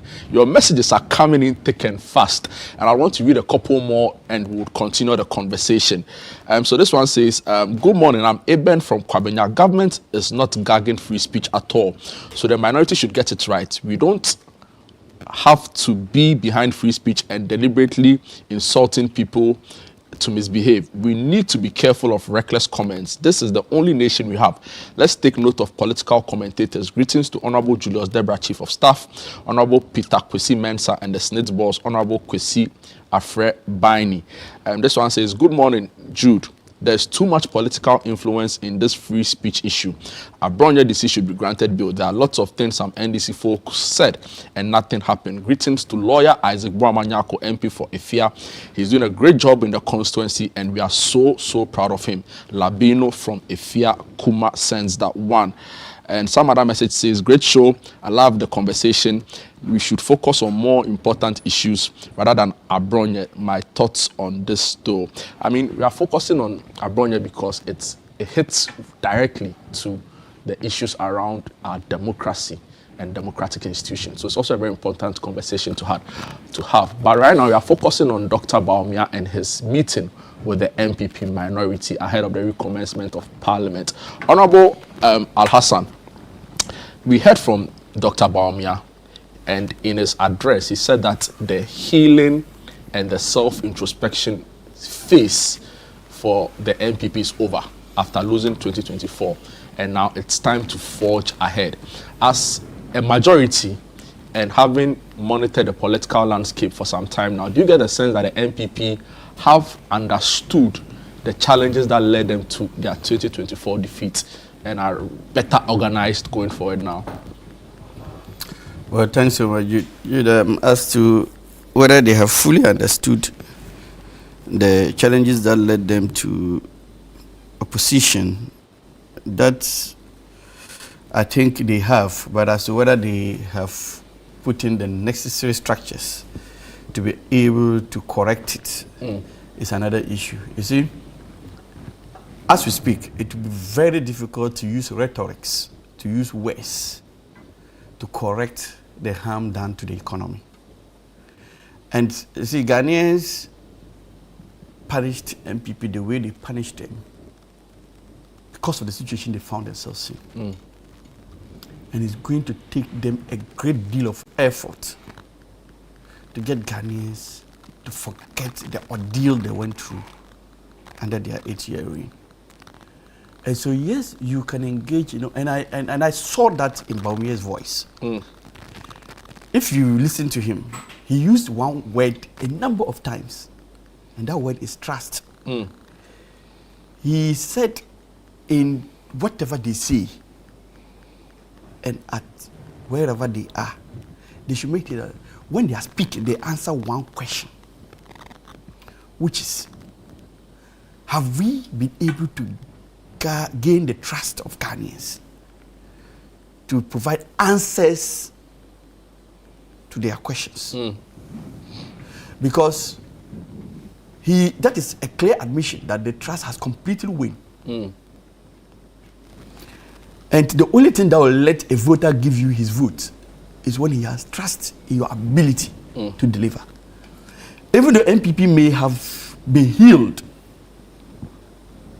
Ghanaians have not completely been healed. You understand? So for them, they can come back into their organizational mode. They can activate almost all aspects of their party. But trust me, to the extent that it was just last week that we're closing chapter with IMF, Ghanaians are still yet to be fully healed. You talk about the fact that it will take a great deal of effort, in your words, for Ghanaians to forget the damage caused by the MPP. But is your party not creating an avenue for this memory to fade faster? Because we look at all the promises you made coming into government, right? Galamsey, where are we now? Have we won the fight? We're told that we would use AI to fight Galamsey. We've not seen that happen. Rather, we've sent it to the ports, which is working. Nobody said where you are talking. No, you don't. Ignore him. Ignore him and focus on me, right? A week ago, the road minister was touring the country. Before, in fact, he came to Bernard Able's show. I produced that show, and he was speaking on how government was going to complete all of the road projects and on time. He's basically lamenting now, right? It's normal. The projects have stalled. I don't want to talk about 24-hour economy, right? So are you not setting up the stage for a comeback based on your actions and inactions as a government? Dude, you see, if you look at the magnitude of the damage caused, it will take, or it's taking NDC a great deal of effort in fixing the situation. And you see, the expectations will always be there, and the expectations are high because of the mandate, the sheer height of the mandate that was given. You see, if you look at the mandate, it was telling that there was complete loss of confidence in MPP.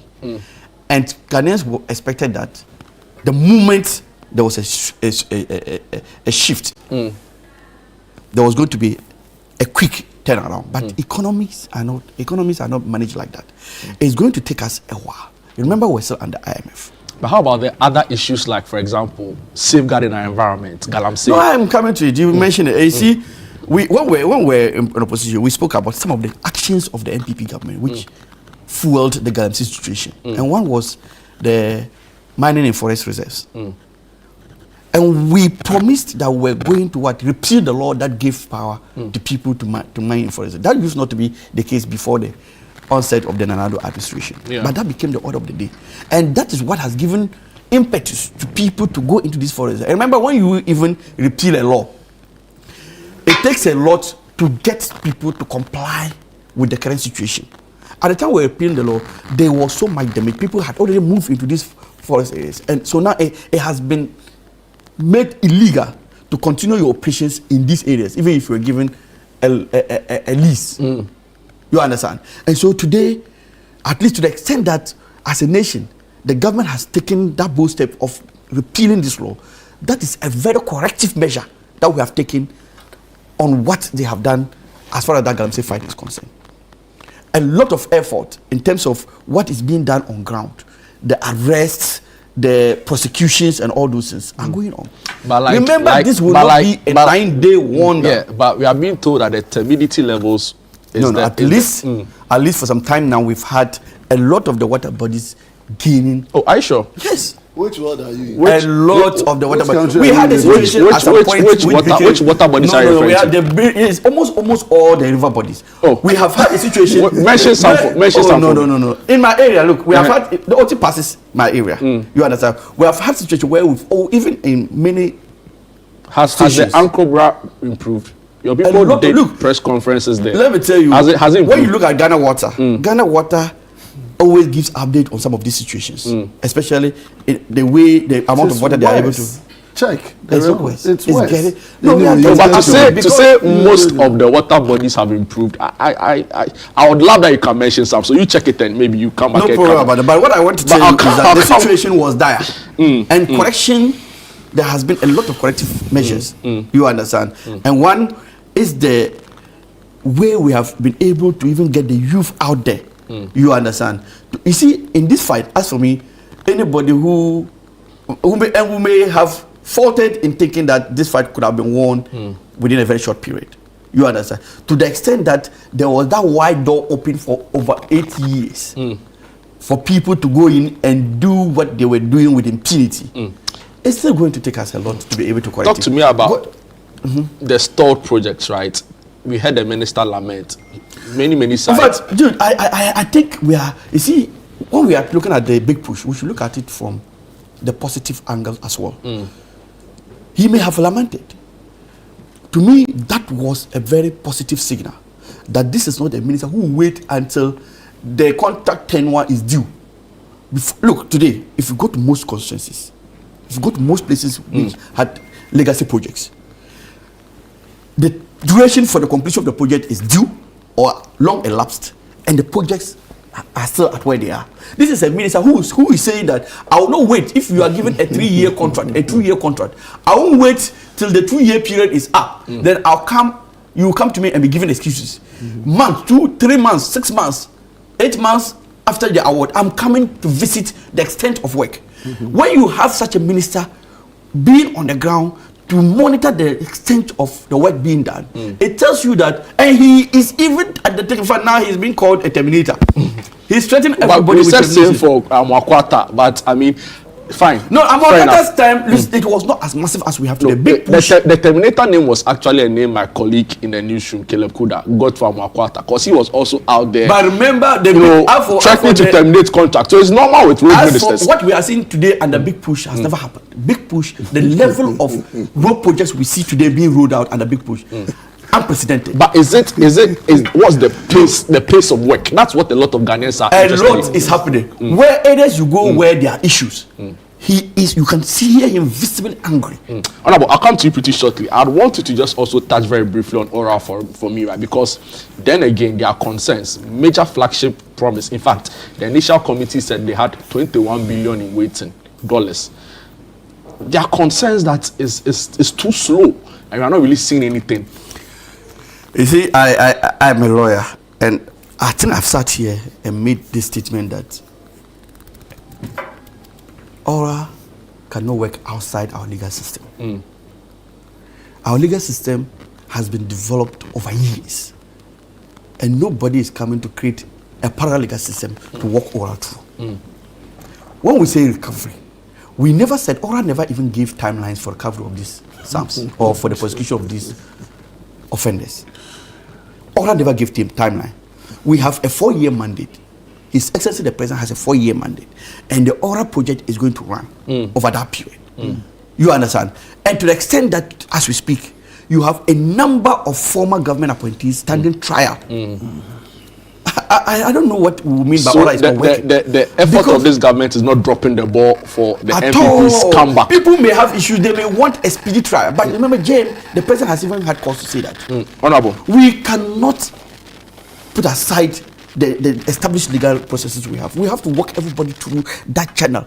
No matter how long it will take, it is better to respect the processes, you understand, to the destination, than to want to hijack the process and bypass the process, and then at the end undermine the established principles of the respect for human rights and due process that we have for ourselves as a nation. I think, to me, I'll prefer crucifixion of Ora to the betterment of established and entrenched respect for due process and human rights than jeopardizing these principles on the altar of satisfying the Ora principle. Honorable Isaac, Abdul Fattah says that there is no reason for us to begin to clamor for the MPP's comeback because the government is working and they are working speedily.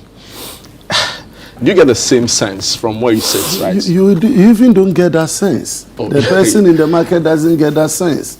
You know. You don't know that for me.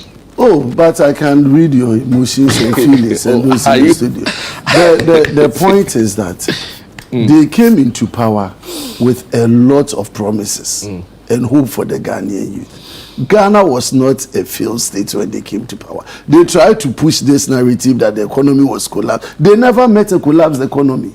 The data doesn't say so. The economy grew at 5.7%. The economy had an interest rate of about 23%. No. Inflation was 23%. Inflation was 23%. No, I'm coming. No. I'm saying that if you check our governance and our economics, we've had instances during the Akufo-Addo one. we had inflation drop to 8% in this country. We had interest rate falling to 9 point something. So we've had that story. But and also, I'm saying that also doing another went to 53%. Yes, but you know, that wasn't a year-on-year inflation. It was monthly inflation calculation that we're doing today. That at one point it got there. It's like talking about the fuel. Fuel, we had fuel ranging from 12, 10, and then it got to 17 per liter. But it dropped when they came to power in January 2025. Fuel per liter wasn't 17, it was 15. Today fuel is 15. They took it, hold it. So the economy that they found, it was a working economy. Things were already on a low, things were going down. If MPP had continued, we would have brought it down and better than they are doing today. Though we took it up, we knew how to bring it down. The economy was already on the downside. Check this country. The biggest decisions to improve the livelihood of Ghanaians, we introduced it. President Kufuor introduced national health insurance. We benefited from it today. That's it. Call it expansion. I don't mind, but he made it national. People benefited up to today. President Kufuor brought school feeding. We benefiting today. Nanado brought free SHS. I didn't get that. Oh, you never get us. But Ghanaians know the truth. Now the point is that you came into government with a lot of promises for the youth. How many jobs have you created today? The youth are crying, no jobs. No jobs. How many people have you employed? How many people have you created employment for? You see, you just say these words to please your man. Which mess? Tell me the mess you met. You came and met an economy with a gold reserve of 30 tons. 30 tons. You've sold 8.1 tons. What is the current reserve? Check. You are less than 20. It's not true. We are about 37. We are almost 40. We're 40. Yes. At the end of 2025. Pull it. No, you pull it. Pull it. I'll just pull it. So I'll pull it. I want to do that. Who should do it? You said it. No, I don't want. Okay, so I'll pull it. You met it at 30. Tell me as it is today. It's over 37 today. So please, you promised Ghanaians 24-hour economy. 133. What have you produced? Nothing. You promised Ghanaians a better water system. What have you seen? Worse Galamsey situation. Everything they promised Ghanaians, they have failed. And Ghanaians are watching them. They are only doing AI social media popularity game. Go to the ground. You give me an inflation of 3.8. Ghanaians are saying that we can't feel it. They said inflation you don't chop. You are on WhatsApp. What's up now? No, this matter. No, I wanted. That's what I wanted. Ghanaians know the MPP. Ghanaians know MPP are better providers of economic, better conditions for them. We agree that at some point in time things became tough. We agree that we went to IMF. This is not the first time Ghana went to IMF, but we showed the way in making sure that we put ourselves into some discipline that brought the economy in. Tell them and ask them today. The prudent nature of this government has taken us. Check them. Please. Ask them. Since they came into power, they should give me 3 policies, economic policies. He's in this studio with me. Tell me 3 economic policies you have implemented to bring the economy to where we are today. Nothing. They are benefiting from the same, if not for the restructuring of the debt. If we are not restructured debt and the debt were as it were, you know where we would have been today? We restructured, we were disciplined in implementing it. They came and go and check the IMF report from 2024. We were very disciplined as a people. Yes, we are not saying that we never took the economy, we never had shocks. But we have shown that we have the capacity to run this country, bring it to the point where they took it, and then where they took everything they said dollar had risen to 17 before. When they took this economy, dollar wasn't 17, it was 14. Today, what's dollar rate? But it's somewhere around 11. So, 12? Who said 11? What bank do you bank with? Go and check about all the way down to 10, 9. No, now who got 10 and I'm 12, who got 13, I'll be 14. Now what have you done? So I'm saying that you see, Ghanaians are the best judges of what is happening. Things are not working. This road minister, all the sector ministers, their releases are not going. Every minister is crying. Have they complained to you? Oh, but every day they complain. Well, how do they do the education? Haven't you heard that they are not giving him money to work? Are you not in this? All the ministers, they can't just talk loud. But we sit in parliament, the last budget for 2025, the highest release beyond payments of compensation was 50% in terms of goods and services. Go and check the budget. As we speak now, they have not even released up to 25% of goods and services for all ministries, departments, and agencies. So you hear these numbers, and it is because nothing is happening. No. Jobs have not been created. It may also be because of the fiscal discipline. Fiscal discipline? We didn't see much of. Which fiscal discipline? I'm telling you that when they came, they met a well-managed economy that was in ascendancy. They didn't come to meet an economy that was dying. They came to meet a growing economy. And I'm saying that you have stabilized, yes. We cannot dispute the fact per the numbers, but beyond the numbers, what is the reality of the people's lives? Nothing. The youth wanted jobs. All the promises they gave to the youth. How many jobs have they created? That is the question you should answer. You talked about making people's life better. Go and check the market today with 3.8% of inflation. How are people living? Al-Hassan. Dude, I'm struggling to understand where he's coming because you see, even in your own people. In fact, the last time your sympathizer, the last time was on one of the programs, you know what he said? He said, I think it was on the Bank of Ghana loss. He admitted that the economy is better today than it was. Almost everybody admits it. But if you take from 23 and go to 3, you've done something. Let him make his point. Honorable, is it really that? Create jobs. For jobs issue, you should be the least to talk about jobs issue. Why? You came on the promise of NAPCO. You gave jobs to people, and in no time they were not chasing you. You went mute on NAPCO. How? This was you don't have information. I'll tell you. But for the last 4 years, look, we have left that with a backlog of this. Dude, do you know that when it comes to the nurses, teachers, the last recruitment they did when it comes to nurses was before election 2020. For the entire 4 years of Nanado, no single batch of the nurses, the cohort, no single cohort was employed. We are now clearing that backlog. That's not true. When teachers, the same thing, they left almost everything hanging. For the last 4 years, they were just messing up the economy. And so when you have a government fixing it, and everything points to the fact that the economy is being fixed. Everything is better. For IMF, let me tell you, IMF even projected that we were going to do 8% at the end of 2025 per what you signed with them and left, because they were looking at the level of management you were giving the economy. We came and by that 2025 we were doing 5% inflation, and today we are even doing 3.4. Now in terms of so almost all the projections IMF did for you. In fact, they themselves are saying that they said we are in their projection. Ghana was supposed to get almost all these indices in 2035, but we have gotten them today. And so there's no way you would say that you were better managers of the economy than we have today. You remember, an economy has to be built to an extent before you can have the job streams coming on, and that is where we are getting to. With the IMF program in place, there was no way you could create that much needed jobs for the youth, and today we are on that. We all understand the structure of our economy, and so if you come here and you tell me that things were on a downward spiral and that they were going to be, you had 8 years.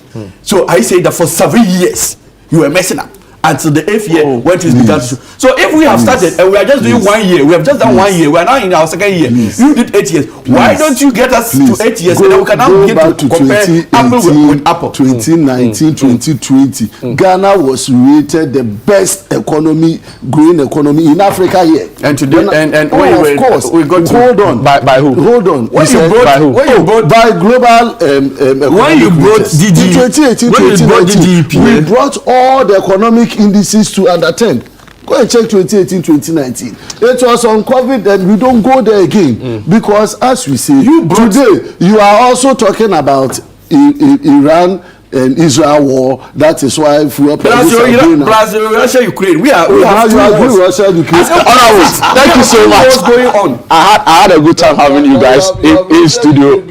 Grateful for your time. Honorable Isaac Boamanyako, Member of Parliament. Let me assure the people of Ghana that the MPP today, under His Excellency John Mahamadu Bawumia, the MPP today, under His Excellency Dr. Mahamadu Bawumia.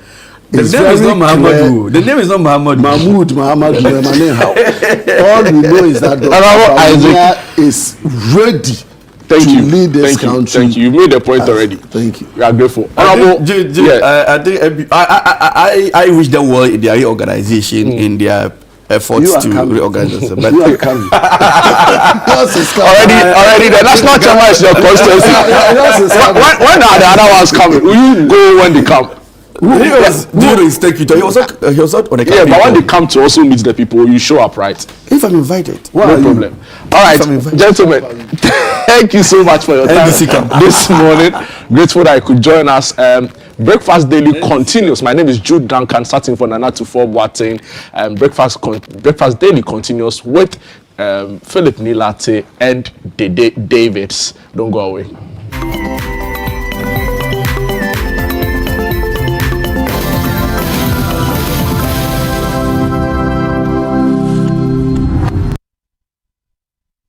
Every day, we make choices. Some big, some small. How would you be doing today? I want this or... Every day, we make choices. And sometimes, choices that shape our hearts. Hi. Whether it's a long-term or short-term decision. The Lydia Ranger gives you the power to truly decide.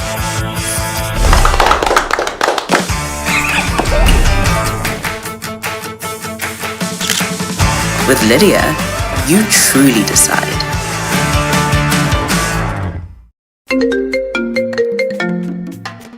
Hello, my name is Pamela from Customer Service. Please revalidate your account by texting your Ghana card number to 0500,000 247.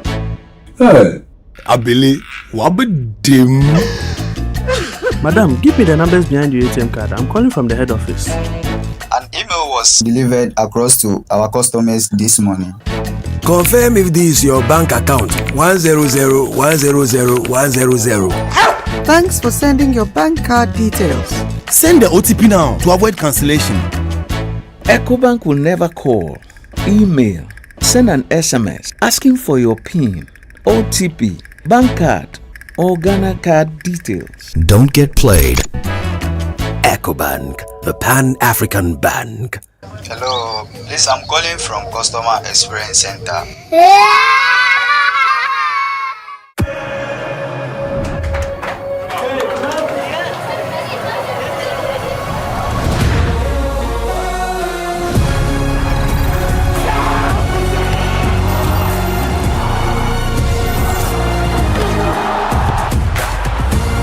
From 11 June to 19 July, everything can wait. The FIFA World Cup 2026. Catch all 104 matches, as little as 58 Ghana cedis, live on SuperSport, only on DSTV. In my line of work, a confident smile is everything. Kale Charcoal Toothpaste keeps me on top of my game and ensures my smile is always radiant and bright. With the tiring nature of my job, we spend several hours under the scorching sun. To keep our teeth white and our breath fresh all the time, we use none other than Kale Charcoal Toothpaste. Kale Charcoal Toothpaste. You're on a Kessie and in a kit one. Samayo Kendini, a who be here, Semetra Sapapadia to a mammy mouthful. Kale Charcoal's natural ingredients, and a bomb is so buying, a man swing, Nesasu Mama Hoto so a will beg you. Kale Charcoal Toothpaste. Choose Kale Charcoal Toothpaste for anti-cavity, whiter teeth, and fresher breath all day. Available in 80-gram, and 150 gram. Grab yours today. Kel, happy smile. This advert is FDA approved.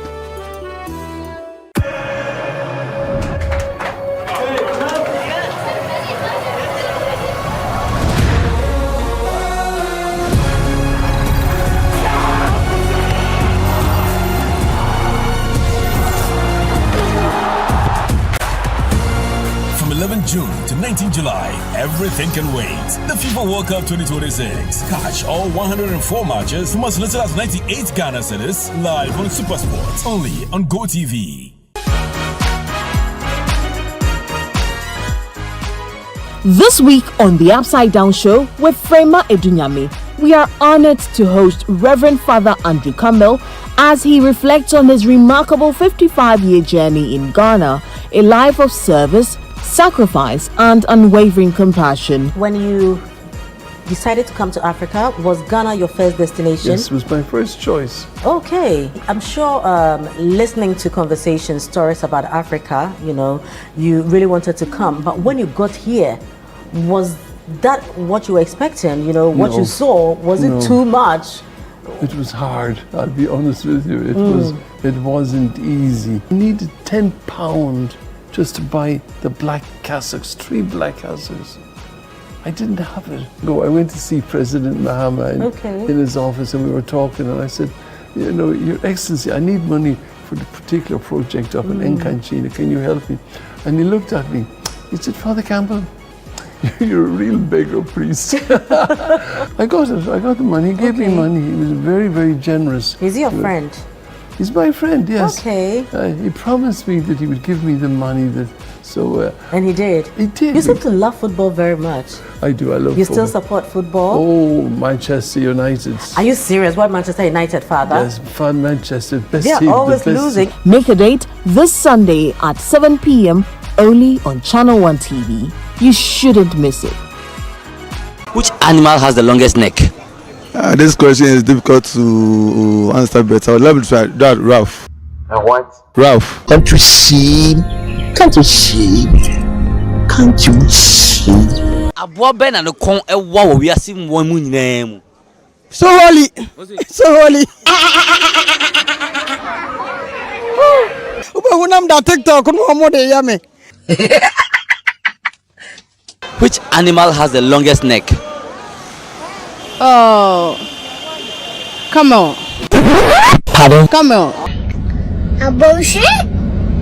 A bullshit? A bullshit. Oh, that's why they come and they do this.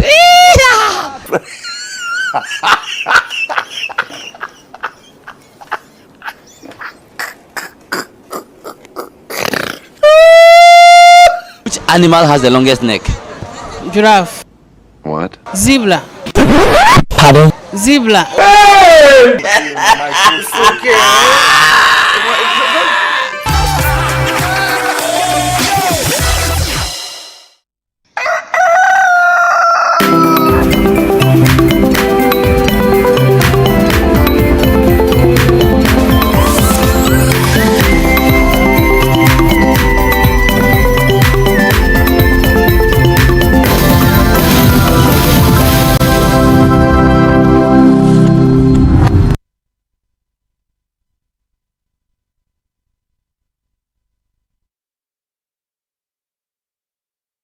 Grateful that you stayed with us here on Breakfast Daily on Channel 1 TV. And of course, we take it up here, the second half of the show from now to 11 a.m. when we say bye-bye to you. We have a number of things for you on the show, so you want to stay with us here. It's conversational, it's very interactive. There are communities that we'll be visiting. But today, we may look at a very major road in this country. We'll be giving you the promos as well. And also trends is really making waves. Trends really making waves. You are seeing people buying mattresses and all that. Now cutting their mattresses and looking into what really is in their mattresses. And also today is a Thursday, so definitely we bring you the doctor in the house. My name is Philip Latte. But today, I'm not doing the show alone. Of course, you know, I always don't do the show alone. I'm doing it with one of the special ladies here at Channel 1 TV. She's actually behind the scene most times. Yeah, she's always behind the scene and giving us orders and all that. So she's playing dual roles today, the producer and also a presenter as well. Her name is Dede Davis. Dede, how are you? Hi, you are welcome to Breakfast Daily on Channel 1 TV. Good to be here. Yeah. You've been giving us command behind and all that. Yeah, today you are here. Today I'm in the hot seat. How does it feel? How does it feel like being in the seat today? It's humbling. It's humbling. But today I get to experience all the noise I've been making in your ears. So that is Dede Davis. She's going to be with me here on the show from now to 11 a.m. We will say bye-bye to you. But we still want to remind you that the City Business Festival is starting next month from the 1st of June to 30th of June 2026. And of course, we bring you plenty of things on the show when it comes to the City Business Festival. There are on-air series that you really need to watch or listen, because it's going to be on both the radio and on TV as well. So there are conversations that Bernard Avila will bring into you, and also Neil Atilati will also be bringing to you. Of course, this is actually brought to you by Channel 1 TV and also City 97.3 FM in partnership with Absa Bank. And Absa is sponsoring, MTN is sponsoring, Petra is sponsoring, and also Zonda is sponsoring. 0205973973 is the number to call if you want further details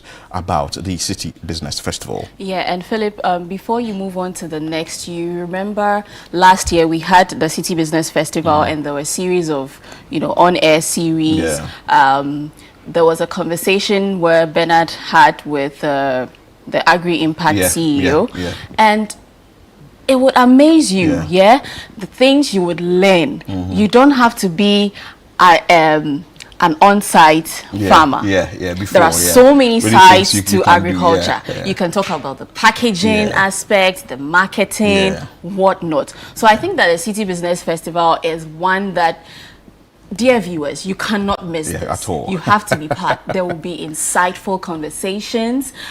You would learn so much. If you're a small scale, you're a medium scale business, this one is for you. You should be part of it. You should be part of it. But it's actually next month, 1st of June to 30th of June. The next one is you in addition. That is the Blanksons. Yes, if you've been watching the Blanksons, then you've been seeing Dede Davis in there.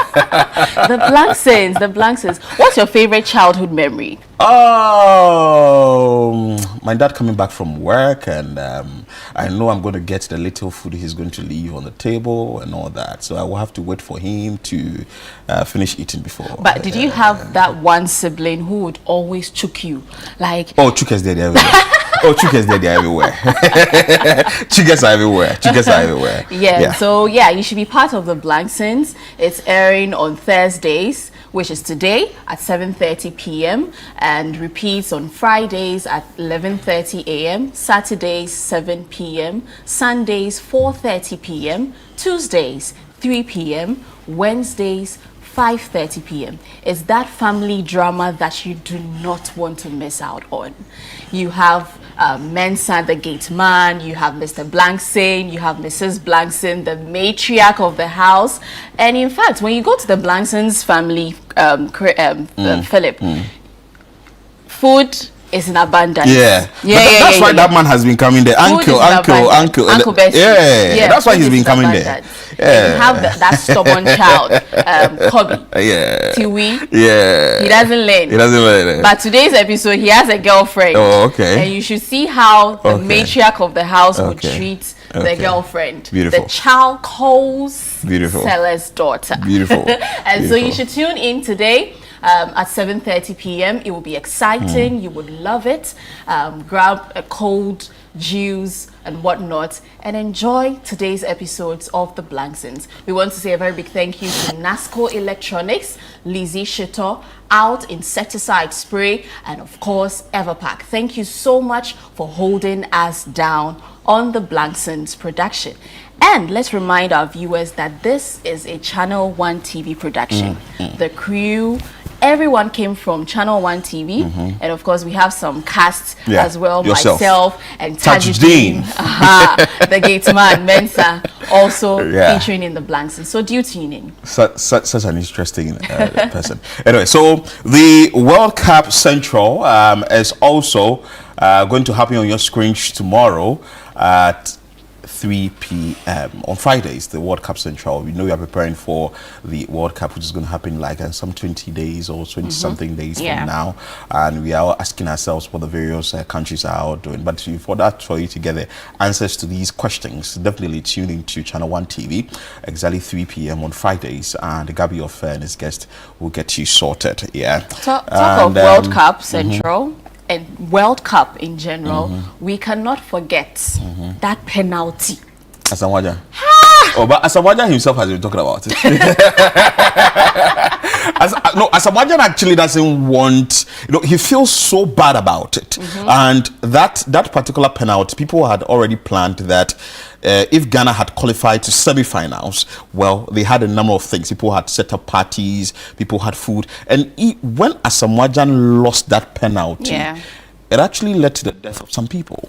Yeah, so Asamoah doesn't want to talk about it. So do you forgive him? Do you forgive him for missing out on he's that human. penalty? Humans do make errors. As for me, I can't forgive him. It was too painful. Too painful. Humans make errors. So that is it for the World Cup Central. And also, we understand that the visa is also happening. So you'd want to watch it and also get all the highlights on that. And the Channel 1 News app? Yes, the Channel 1 News app. Very, very solid one. You can log on to the Google Play Store, type Channel 1 News app, and then install the app. You can have access to an array of news items, from entertainment to film and television to the news itself. Just download the Channel 1 News app and you would get to feast on it. Sports, film, music, whatnot, trends, what's trending, lifestyle, food and travel, everything you need to know happening in the news. You can download the Channel 1 News app and feast on the news. Beautiful. So with that, you get a notification. It's just easy for you to get a notification. Very easy to navigate. Voila, you are. Have you downloaded it yourself? Yeah, it's so much I have downloaded it, and it's very user friendly. Very user friendly. Very nice. So now we move straight into the communities. Yes. Fortunately, yesterday, you took a trip yesterday. I went on the Tema motorway. There were complaints of drivers and motorists who were using the stretch that work has stalled, and also they are saying that the road is becoming very bad. Actually, the plan to complete the road was somewhere, I think, 2026. Yeah, 26. There's been an extension to 2027. And they are actually asking whether this particular road, when will it be completed, and a number of questions that people are asking. But here on Channel 1 TV on Breakfast Daily, we give you the best. So definitely we had to take our cameras to the grounds and also speak to the drivers, speak to passengers, and get the contractors. Because at the end of the day, they need to answer the questions people are asking, so that when they answer these questions, people will know that, okay, fine, they are doing A, B, C, D, and they are left with E, F, G, H to do. So that is how come I caught excerpts of your interaction with the chief resident engineer, Engineer Bimpo. I'm sure he's tired of us, but the work has to be done. And he said the project is 46%. Yeah, 46%. But you visited the place. Well, when it comes to projects, I'm not a road contractor, but having done road reports for a very long time and having followed them, the road, you may not see equipment on the road, but there could be work going on. There could be a change of design. There could be But anyway, let's bring you that report. Yes. So let's check out that report filed by my co-host Philip Milate, and we'll be right back. And of course, drivers are the users of the various roads, and passengers as well. Currently at the Tetakwashi station, where I will engage a few of the drivers what they make of the construction that is happening on the Accra Tema motorway. Let me speak to them and what they've seen so far, how the road construction is going. It's even the rainy season, and that also tells you the kind of maybe frustration or the kind of challenges they will be facing on the road. Here with me is one of the drivers. Let me speak to him. Obini, yeah, welcome to Breakfast Daily on Channel 1 TV. What did he say? Who drive or Accra Tema motorway no so? Yeah, me drive horsepower. Who drive free hakwen? Me drive free ako aflau the wenya pram pram. If I can so ko honum pa akoba. In a day, though, how many times now faso? Me faso me ko aflau me yen once a day. Best me odo wenya there me ko 4 times a day. Oh wow. Yeah, 4 times a day. 4 times a day. Yeah. And it just say oh tie far road no so pa. Road no one is saying.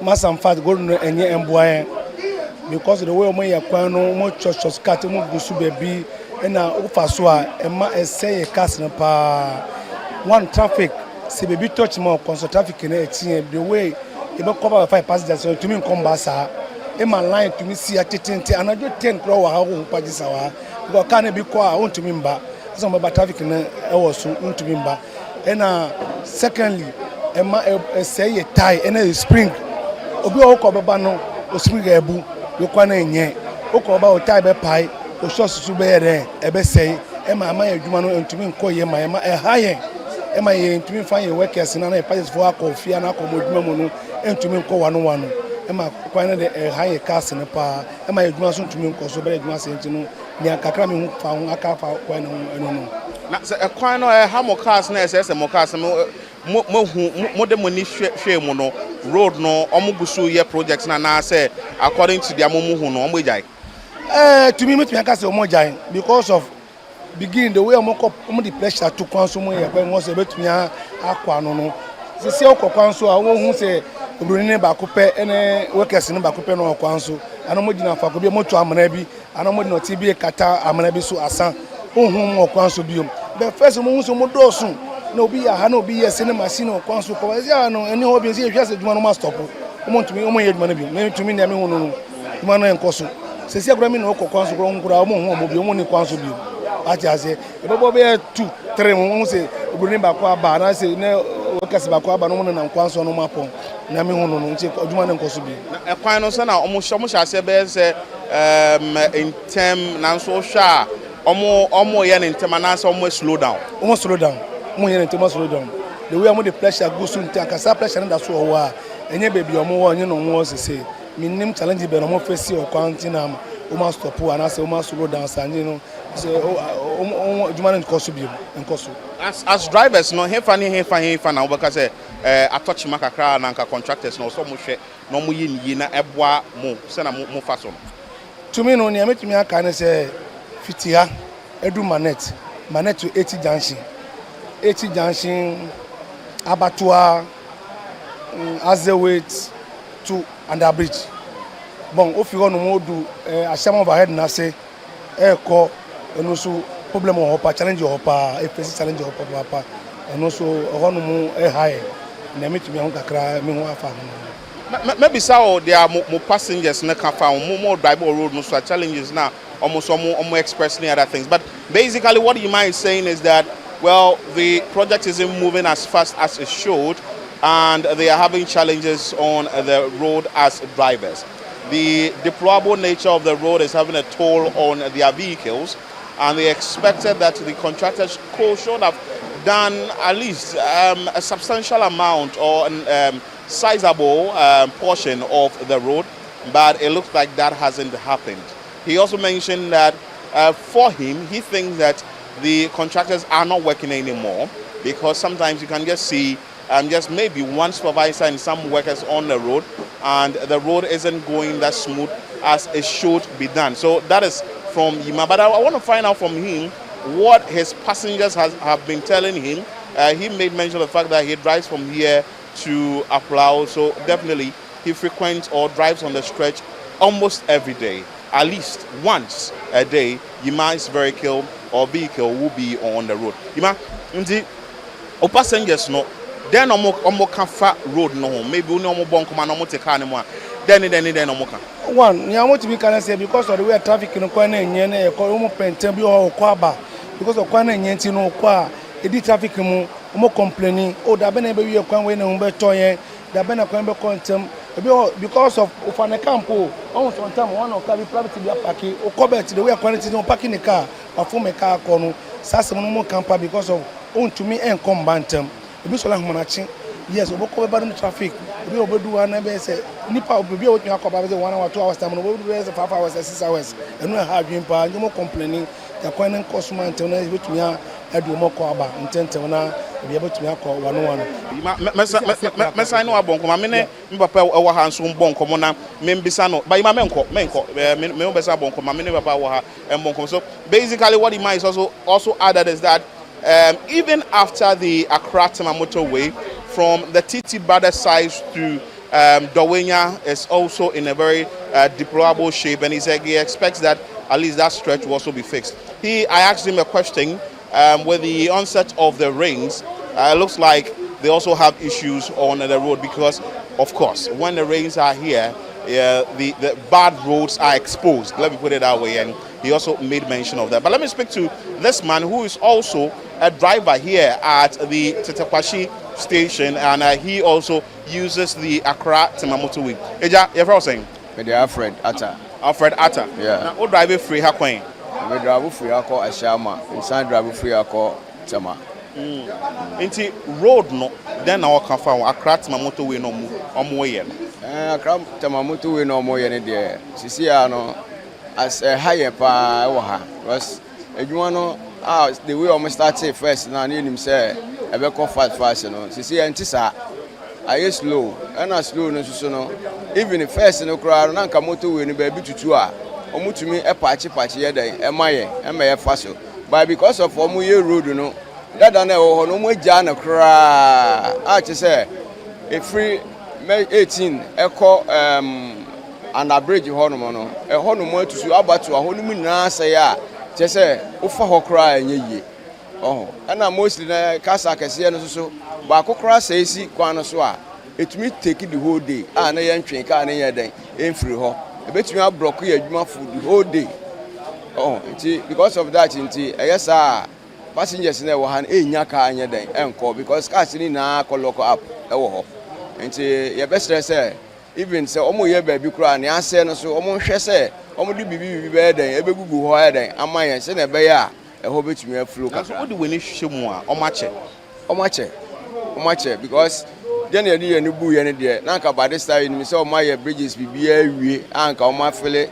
I feel Aquana and you cry, you goose, you cry, I bet you have for one side, man. I but you hunisa, accident ties SCC road no so we are construction now so all the motion muna first to be a motor accident road no yet accident to Aquana so teacher cry so apetika cry cars no just say little now say again atiahwe oh least mistake kind of bad and a atiahwe I just say kwano and said anya papa no pa oba no so no bo so ofisi ni oko and just say no my basa because of dimension omo direct kwano omo ma directions na enye correct nya den em ma yen ntina e high se see no portions ben abeka say like contractors no more focus no munye ni yema mona minim e obetu aka say maybe road no so munye ni ye no send e si ha mu car no your cars in so there say your cars pa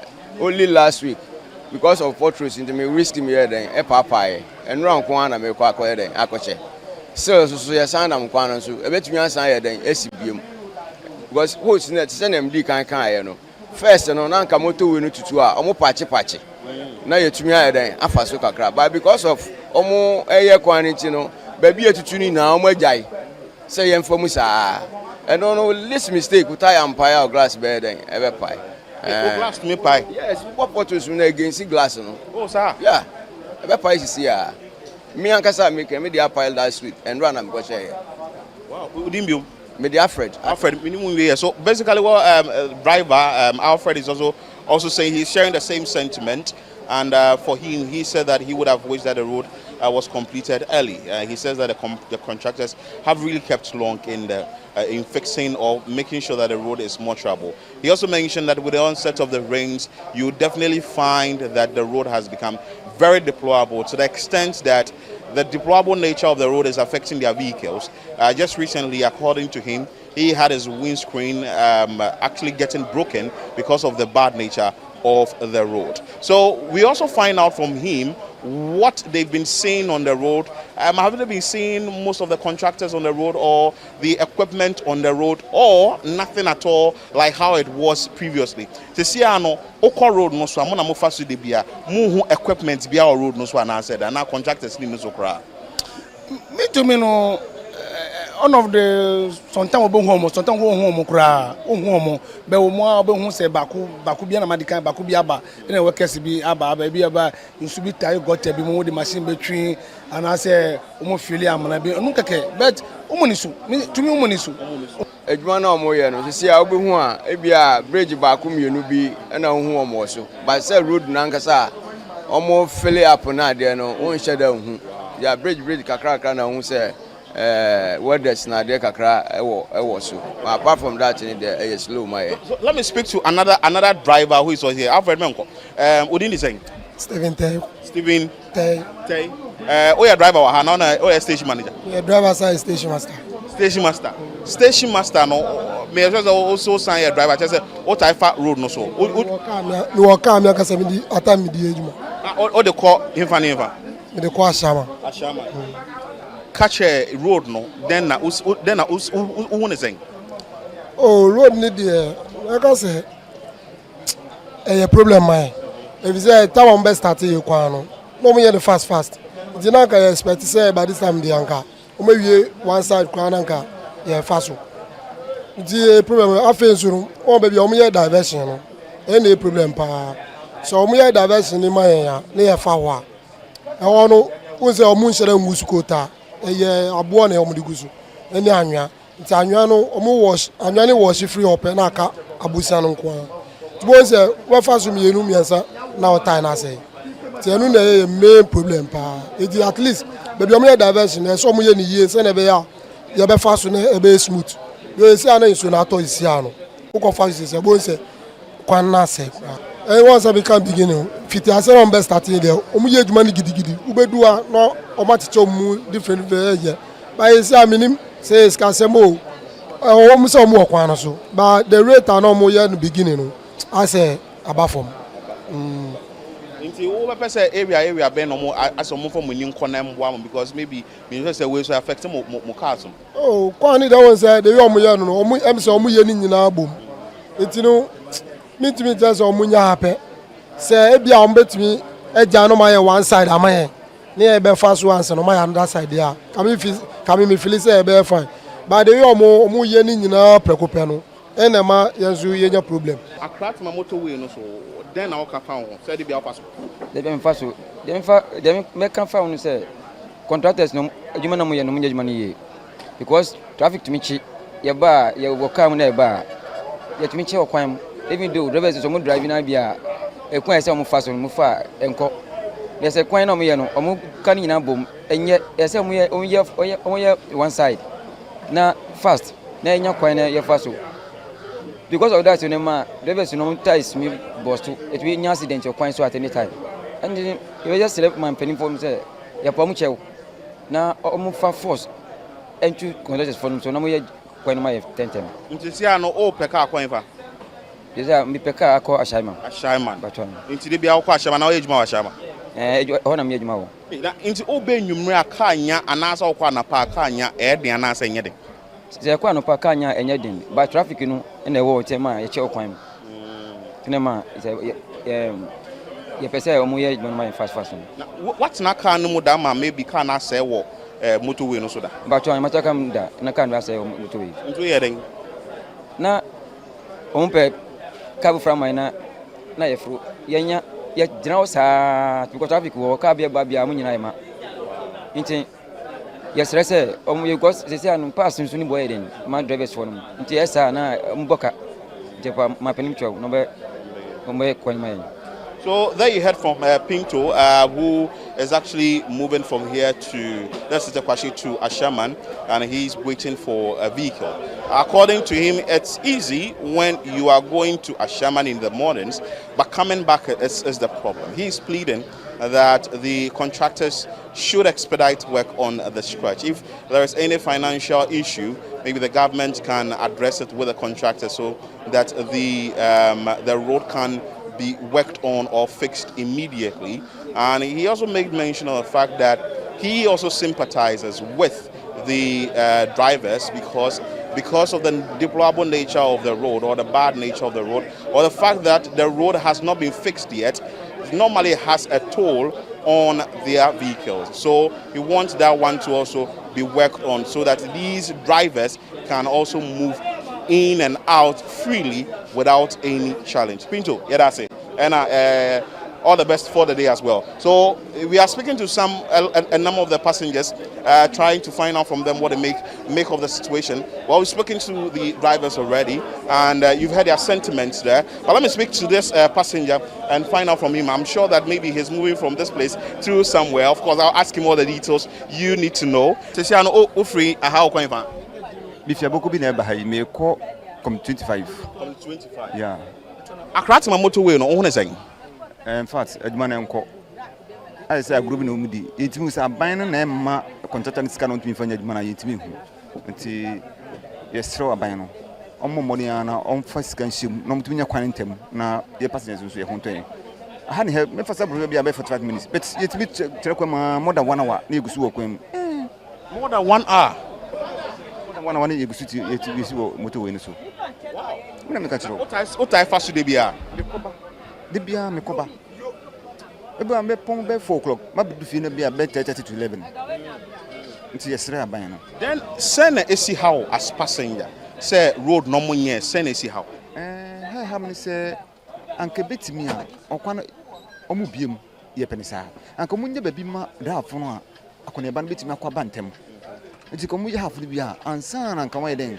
Omasa apia kodoma ye bi na ka omakoforo so. But omonya ne sa say me who say me kind of omo kan bum na ama akonya ba no ye ho chie nti ye sero mo omo mo ha na ne man ko ntem. So that is also a view from Samuel. He has also said same. He is actually moving from here, what is Tetakwashi to the to Tema Community 25. That's what he said. We are still picking views of some of the passengers. We've spoken to a number of the drivers, and we are speaking to some of the passengers. But it looks like they are all sharing the same sentiment, trying to say the same thing. As to they asking that the government should expedite work, or probably the contractor should expedite work on the road, and so that the road should be fixed immediately, so that it wouldn't really have a toll on their lives. But let me speak to some more of the passengers. Let me speak to some of them. Already I've spoken to some, but let me also find out from some of them what they also make of the road construction that is going on the Accra Tema motorway. Eja, boss, everything nice. How often do you use the Accra Tema motorway? Oh, more the time I use it. Yeah, always all the time. What do you have to say about the nature of the road, or how the project is going on the road so far? Okay, as in the nature of the road, okay, they are now constructing it, and then it's taking quite long, and it's a big worry for us. So we are looking forward for them to do something about it for us quickly. But if you say it's a big worry for you, explain to us, how is this affecting you as a passenger? Because you said you are mostly on the road. Okay, it affecting me. Let's say if I'm supposed to use 1 hour to get to Tema, right now it's taking me more than an hour. Oh wow. Sometimes if 1 hour 30 minutes you'll be on the road, all because of traffic, and it's all because of the construction of the road that's going on. Wow. So wow. But hope it hasn't affected the transport fare that it takes. The transport fare is still the same. Yes, it's still the same. You've heard that from the drivers, from the passengers. We as well try and engage the contractors and find out from the contractors what really the challenge is, and why are these passengers or the drivers sharing this sentiment or saying whatever the issue is.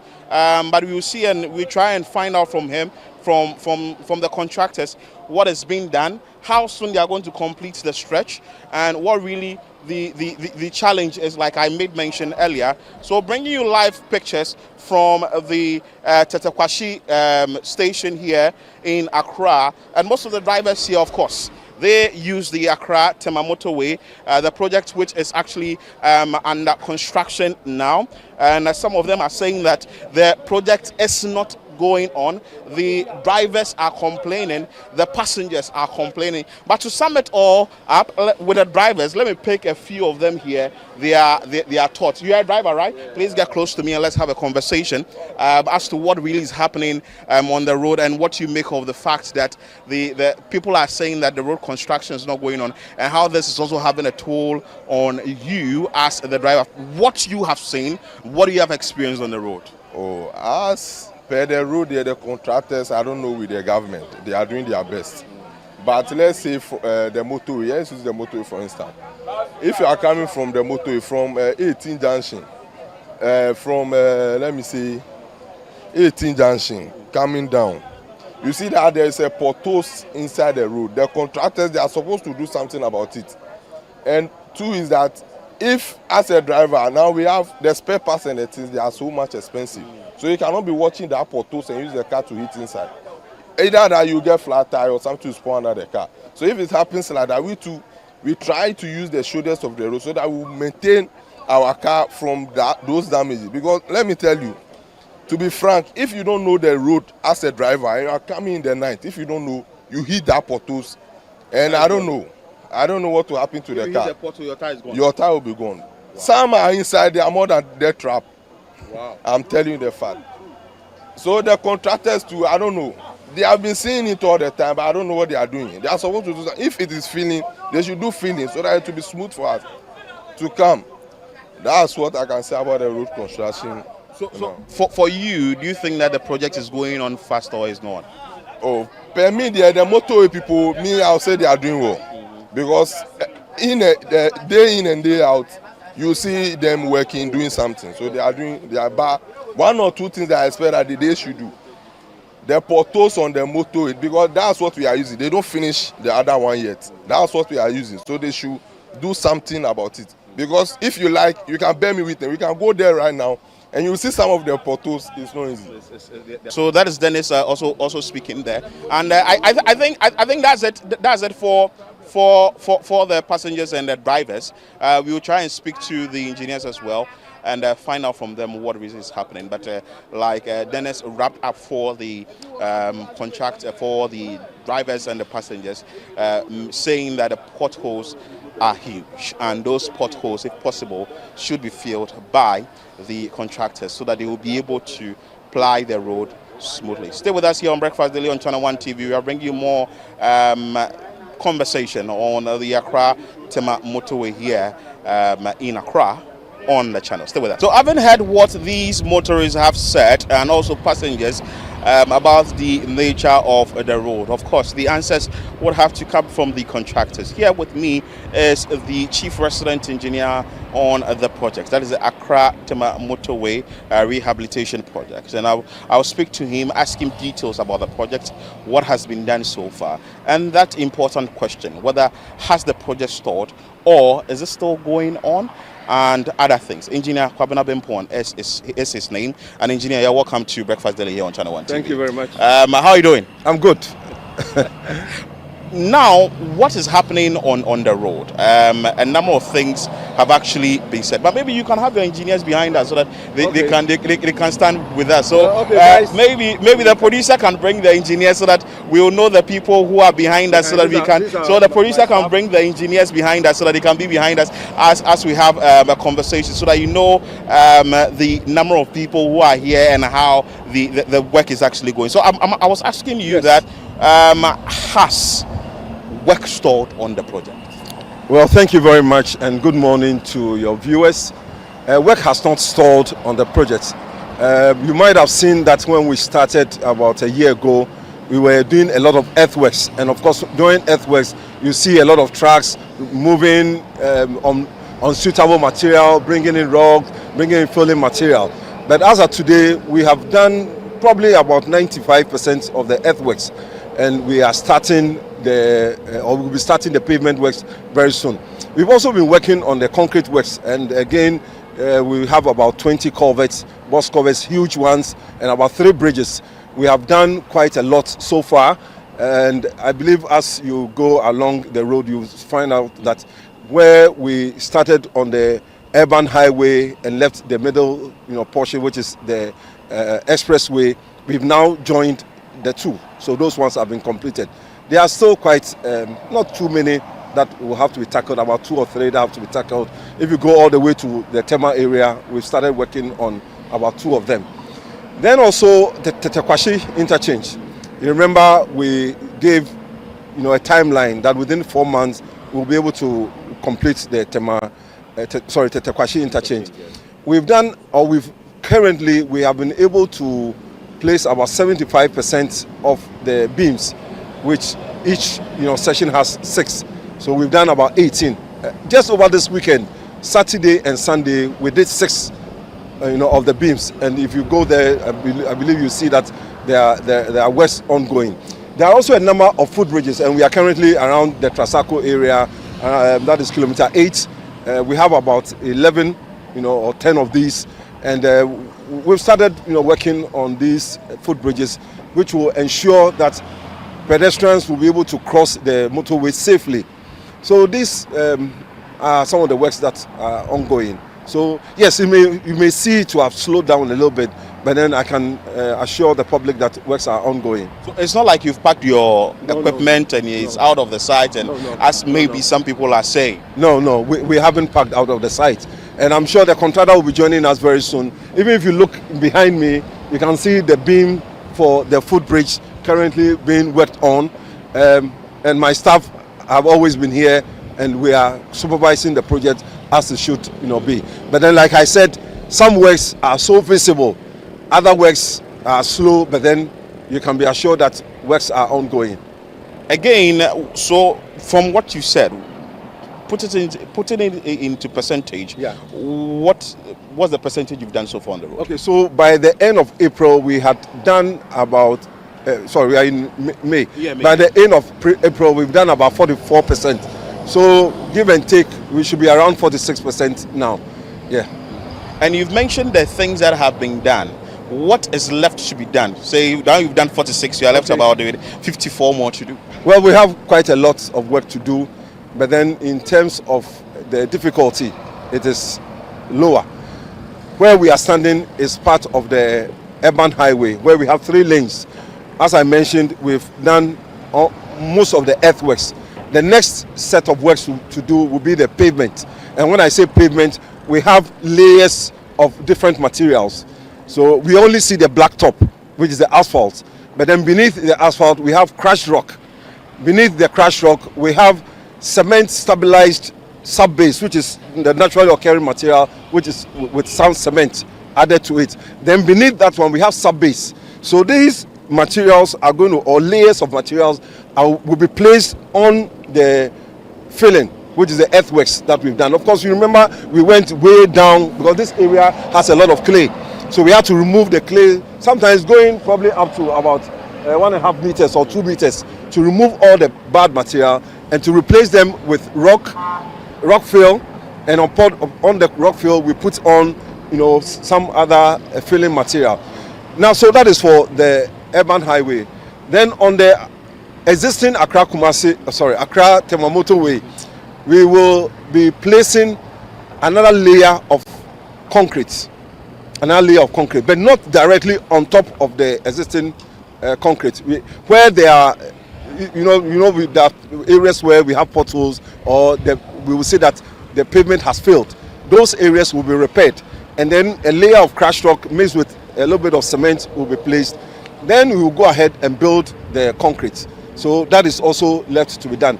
We have drainage works. We've done quite the cross drains. We are also working on the longitudinal drains, and probably behind me, okay, you can see over there. Yes, that is the type of drain that will help in the drainage of the main road. And then there will be another drain on the other side, also to drain the urban highway. We still have the pedestrian footbridges to complete. Currently, we've only tackled, I think, about seven of them. Yeah, about 7 of them, and we have some more. But then we haven't finished any of them, so we still have some work to do there.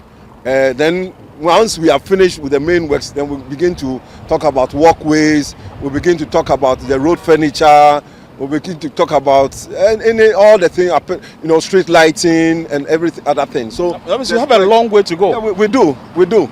We have quite a long way to do. But then the point that I'm making is that the heavy lifting has been done. The heavy lifting involves the concrete works, which obviously the bridge works comes into place. Look at what we are doing at Tetekwashi. It's quite a lot of work. Those works have currently been done. There are piling works that have to be done. They have been done. The removal of the soft spots or the bad materials have been done. So we are now getting to a phase which I believe will move faster. For instance, if you want to do linear works, like doing the pavement works, a day you can do maybe 1 kilometer, and this is a 19.5 kilometer, you know, road. So you can say safely that within maybe 6 months, that portion of the works would have been done. So that is the kind of things that we are talking about. But earlier, you made mention of the completion date to be somewhere in 2017. Yes. 2027. Yes. Does it still hold 2027? Well, it's this contract is different from what we have witnessed. This is a we call it a silver book. Okay, a silver book means that the contractor, of course, is responsible for the design, and then the contractor is also responsible for the construction, as we are aware. And then, unlike other projects where you then will be coming up with variations and all those things, no, this one is fixed sum. So the contractor has to perform. That is his role. Now, there are a few challenges, but we are getting over these challenges. And I've always said that these are challenges that we find on a number of road projects, especially in the urban area. The issue of perhaps that is persons affected by the project. Luckily for us, on the Accra-Tema motorway, we don't have too many of that. But then, utilities, electricity, water, mainly. We have some telcos here, but then the main challenge that we have will be the electricity and the water. Is it also slowing the work one way or the other? Well, it is, because there are some areas when you go, you find maybe a pole in the middle of the road. We are working, you know, around that, and I can say for sure that there were also issues with payment. Okay, but then the good news is that over the past few weeks, the contractors have received some monies of what we owe them. So I know they are back to site. For instance, the water relocation contractor, we are laying about 800 millimeter pipe lines. These are transmission lines, and until you lay the new ones and commission them, you cannot remove them. Then you also find that we have some pylons. These are carrying significant, you know, energy. That is, I'm sure this is probably 35. Sorry, 35. Is that correct? 35. You know, I hope that is correct. 35, you know, kV. And then we have the 11. But 11, those ones, the 11. So those are the kind of things that we have. I've also seen that on the stretch, some of the crash barriers have been moved. The positioning of the crash barriers, what is accounting to maybe a bit of chaos, if I'll put it that way, on this particular? Well, I have mentioned, and I remember I just mentioned this to Bernard Avle on the line some time back, that, you know, we have not opened the urban highway, but then and by doing that, we have blocked them with these crash barriers, or New Jersey barriers as we call them.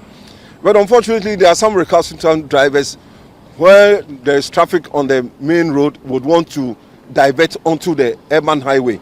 And the urban highway, we probably will not be watering because we don't expect traffic from the public.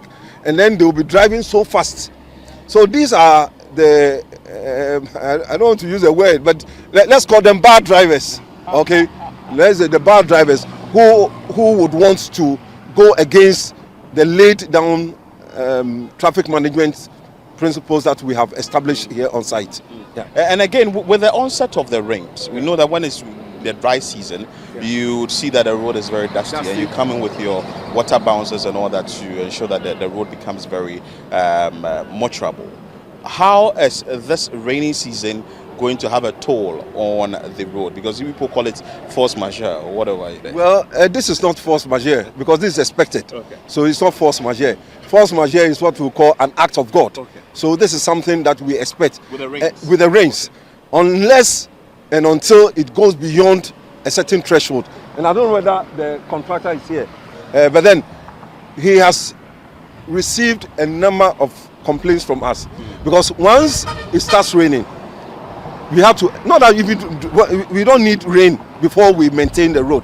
There's a need for us to maintain the road at all times. So those diversions, whether they are short-term diversions or long-term diversions, they have to be maintained. And if you have a gravel road with traffic which are probably in excess of 50,000 vehicles a day, then there's a need for continuous maintenance of the road. He's been doing it, but now that the rains have come, we would push him to do a little bit more. Is there a role the motorists are supposed to play? You always make mention of the fact that these motorists are supposed to be very careful when they are driving on the stretch. Having done 46% of the entire road, what will you say that these effort or the contribution of these motorists are? Okay. And going forward, what exactly they should do to make your work easy? Well, the first thing is that we should remember that this is a construction zone. And per the laws of the country, in the construction zone, you don't drive 100 kilometers per hour, as some try to do. When you do that, there have been a number of accidents, even involving our own or the staff of the contractor, which is not very good because we all came here to try and push the agenda of the government to develop our country. We didn't come here to die. So we would plead with them that in as much as they see us on the road, they should remember that we are with them, because immediately we leave this site, we are also either pedestrians or motorists. And therefore it is important that we drive with caution, you drive with care, and remember that there's what we call defensive driving. Ensure that you don't inconvenience other drivers, whilst like the trotro drivers, you see them stopping in the middle of the road, and then it creates chaos. Now the second thing is also the fact that they do not have to drive on unauthorized routes, or make certain unauthorized turns. Do you have police, or are you working with the police or safety officers to check that? We have a number of safety officers on the road, but then you see this is a long stretch. They cannot be everywhere at the same time, so we don't have everybody or so many people who are manning all the points. But then as drivers, we appreciate their patience. And you did mention the fact that what is their contribution? The contribution of the drivers is that, or motorists in general, and the general public, is that they bring to our attention things that we may not have seen or probably have not taken due cognizance of. And this is something that we as supervisors are happy about, because you sometimes need to have informants to help you in the work that we do, because this is a shared responsibility. If something happens on my blind side and you call my attention to it, I am ready and ever ready to draw the attention of whoever is responsible, so that at the end of the day we would have something, or we'll have a product that inures to the benefit of all. Because as I always say, as engineers, we do not construct roads or build the infrastructure for ourselves. We are building for the public. So invariably we have to do what the public is looking for. Where we have challenges, we can also explain to the public that yes, what you are saying is true. However, there's a need for us to engineer it. So you have what you want, but then we'll engineer it so that at the end of the day, whatever we are looking for is what we'll get, but not what you probably as a user of or beneficiary of the facility would want us to do. What exactly is happening at Tete Kwashi? Okay, so as I mentioned to you last week, Saturday and Sunday, we completed the next 6 sets of the launching of the beams. They are currently working on joining all the beams together with the diaphragms. Now, once that is done, the next stage will be the decking. And if you look on the right, the other side, that is the Accra bound side, we've launched all the 12 beams. And done all the joining or the diaphragms. We've concreted them. So currently they are working on the deck. We'll do something similar on the other side. So in all, how many? What's the duration like, or the period that it will be open to traffic? Oh, well, we are hoping that in 2027, I think sometime August 2027. I have to check it. I hope it's correct. August 2027. August 2027, like the Muslims will say, inshallah. Is it just that side or the entire road? No, the entire road. The entire road. Then also, as part of this section 1, you know, the whole road is divided into sections. Okay. We have 3 sections. So we have the Liberation Road, then the Legon Road. The Liberation Road would be worked on, and the same thing all the way to the Old Polo. Well, I don't know whether it's the Old Polo, but yeah, we call it the Old Polo Junction intersection. Okay, the one where you do the bypass to the airport, and then also to the Emmanuel Eye Clinic. So those are the works that will be done, you know, as part of this current Section 1 project. Are there some key stakeholders that you would call to maybe support your work to move on smoothly? Maybe motorists, pedestrians, people crossing and all that? We do not construct the roads for ourselves. We are constructing for the people of Ghana. And they include motorists, the pedestrians, they include those who are in offices like the ministries, ATEL, they are all, of course, they are employers. And then we have the Ghana Highway Authority, who is representing who is called the engineer. Now, or the ER. Okay, we are their agents on site. Then we would also have a number of assemblies here. They have been cooperative so far, but then we would want to have them on our side every time, because when we have challenges, they are the people we will go to. Then those within the communities, they are also stakeholders. So if they will go through some challenges, but we are just praying that they bear with us, because we are not just doing the things just anyhow. We are going according to rules and regulations, because the EPA and all these regulation authorities are also, you know, with us. And lastly, the motorists, because it's a live road, we intersect with them all the time.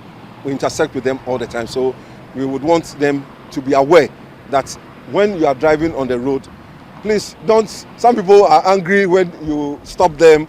Some do not see why we are excavating the road and all that. But it is all in our interest. The account will say, so this is my... So final confirmation from you. Work hasn't stalled? No. Or has it reduced, or you have reduced your momentum on the stretch? Yes, as I mentioned again, work hasn't stalled. I think that's the bottom line. Yeah. Yes, there were a few challenges sometime last 2 months. Okay. But as I speak now, the contractor is back, you know, and producing at its normal rate. And we are hoping that within the next few weeks, we will begin to see significant progress. So for motorists who are using the stretch and they are complaining, oh well, my shock absorbers, my tie, my this, my that. As the chief resident engineer, what's your word to these motorists? In as much as we do not expect to have a smooth road, we also do not want or expect that they will go through the challenges that we are going through. And I'm happy that the project manager is here. Okay. So I would project manager engineer Saki. Is that you come close? So that it is not I who is saying it. Okay, because as for Saki or engineer Saki, I'm always on him. Okay, he has made a number of promises, and they undertake regular maintenance of the main road. You know, we used to have a lot of potholes. They fill with asphalt. Okay, there are areas now where we had crossings. We have used a certain type of bitumen that has significantly improved the riding quality. It is only the areas where we have the bypasses, you know, around the interchanges, which are only currently 3, and also the major culverts. Those are the ones which give us a lot of angst. Let Engineer Saki promise the general public Like engineer says, you should promise the general public. They are saying that they don't see enough work on the road. Has it stalled? But as the project manager and also with the contractors, your word to them, and also the fact that people are also saying that if they are using the stretch, there are some challenges they do face and all that. But as the contractor, what are a few words you'd want to share with motorists? Okay, thank you very much. The perception that maybe work has stalled is not true. We have never stopped work on the motorway since we started, and we have continued that momentum up to now. What we are seeing in recent times has to do with an earlier challenges with some relocation, which is already more or less resolved. The people are on site as we speak, but they also need to have some time to finish the relocation. So the sections that were actually impeding our works is still pending, but we are given the time to finish their side of the relocation. Then we can continue in those sections that were actually challenges before. But notwithstanding, almost all the sections of the road is still under construction. It will be no more an issue. Okay. The motorway we used to ride will become normal as we concentrate on the urban highway, and then we construct. Okay. So those are the things. Yes. So that is Engineer Bensaki. He has spoken. He is the project manager, and Engineer Kwabena Bimpong, who is the chief resident engineer. They have said it. So if you drive on this stretch and you are not seeing maybe the work you used to see before, well, from the contractors and the consultants and or the individuals that are doing the road, they say that the work hasn't stalled, it's ongoing. But here on Breakfast Daily on Channel 1 TV, we keep our eyes on these projects and we will bring you updates of what is happening. Stay with us here on Breakfast Daily on Channel 1 TV as we bring you more on the show. Wow. Well, there you have it. Work may seem to have stalled, or no, he didn't say stalled, but work may seem to have slowed down a bit, but then the contractors are doing their possible best to ensure that the project is completed by August 2027. And so commuters, general public, please do bear with them as they work around the clock to make sure that we have the Accra Tema motorway in good shape for your use. Now it's time for us to move straight to Doctor in the House with Chris Carter, where we'll be entering the consultation room to meet Dr. Ebo Daniels. And today they are talking about how today's diet is reprogramming human health. Do enjoy.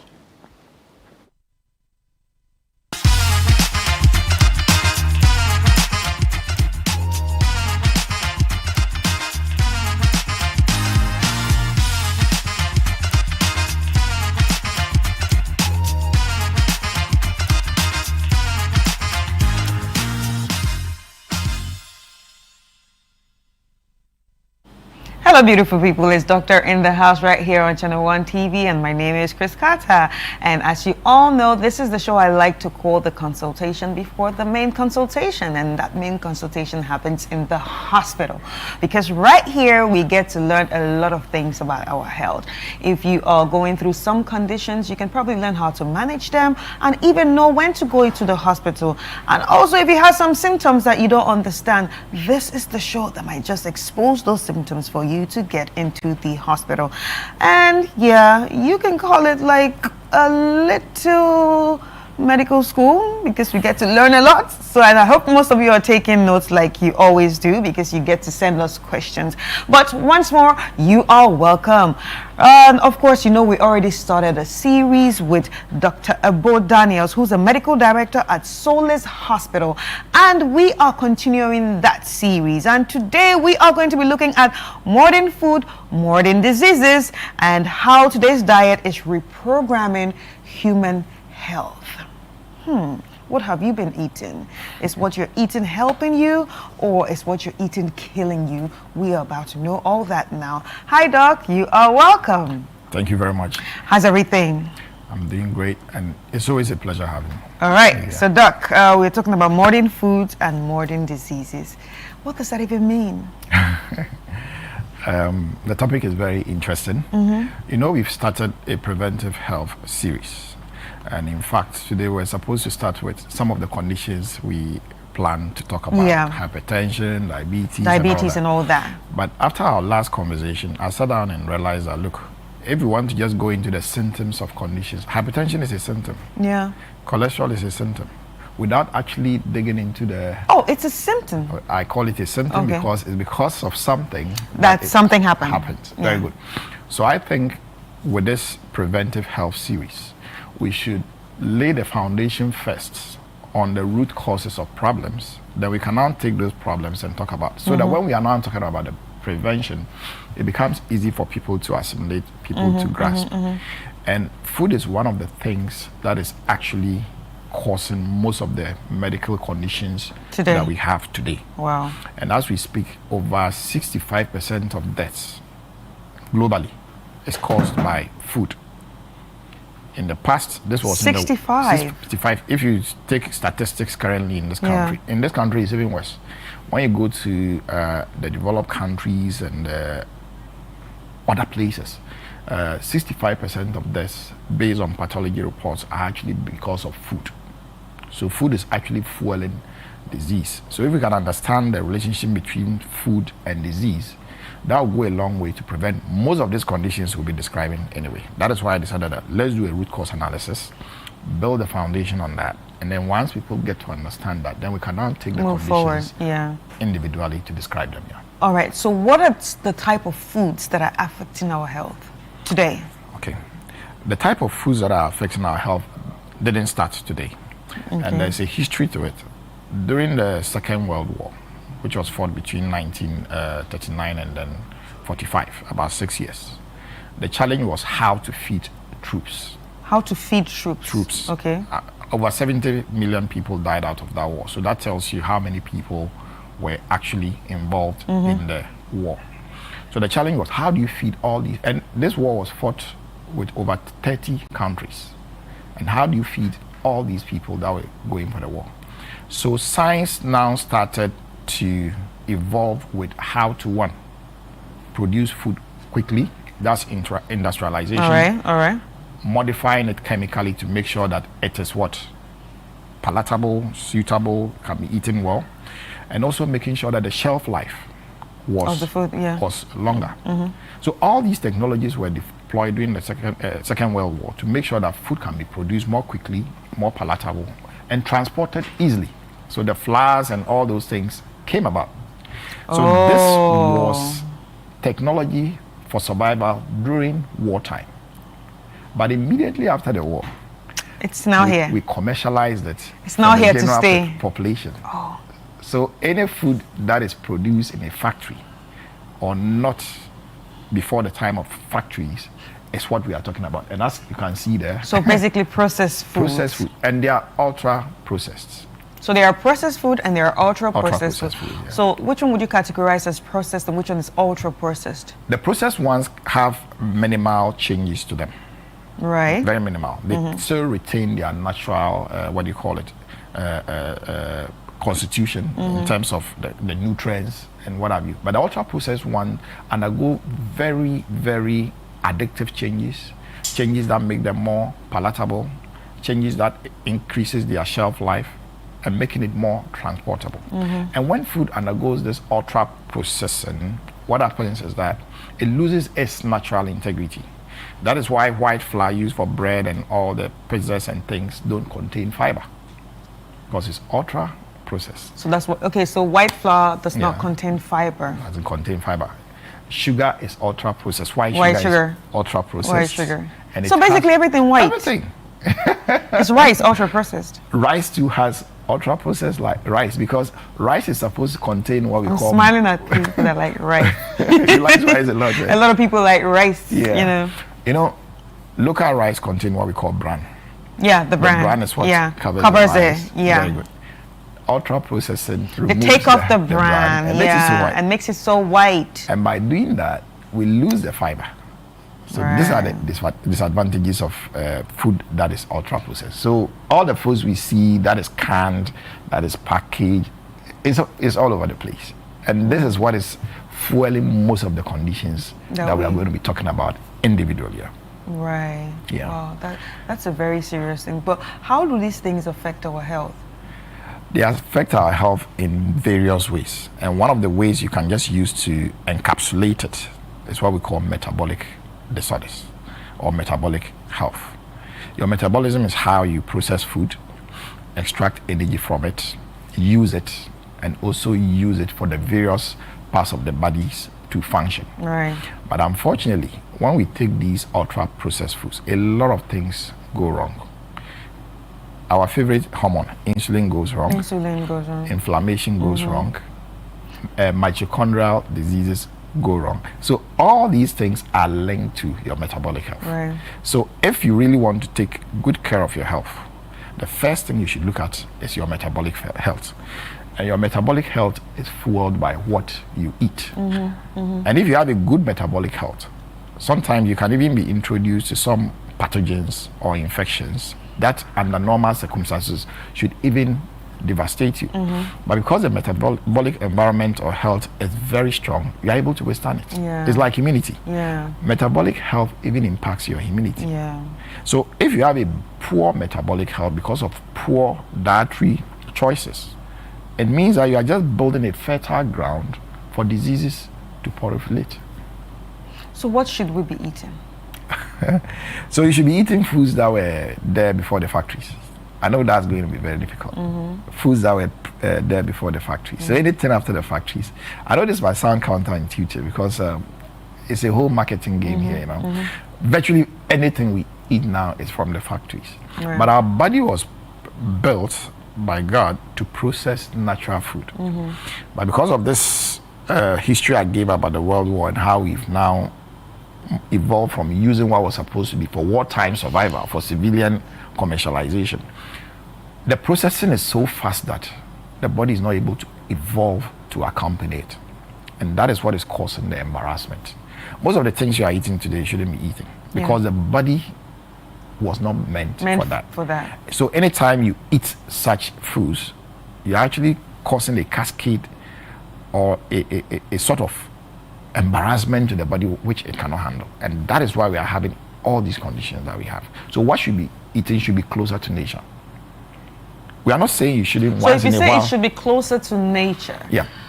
What is closer to nature? Obviously vegetables, fruits. Everything is natural. Yeah. But once it passes through the processing lane. Yeah, so I mean like this is where the question of if it's going to be closer to nature, does cooking it actually change the nutritional value in it or reduce the nutritional value?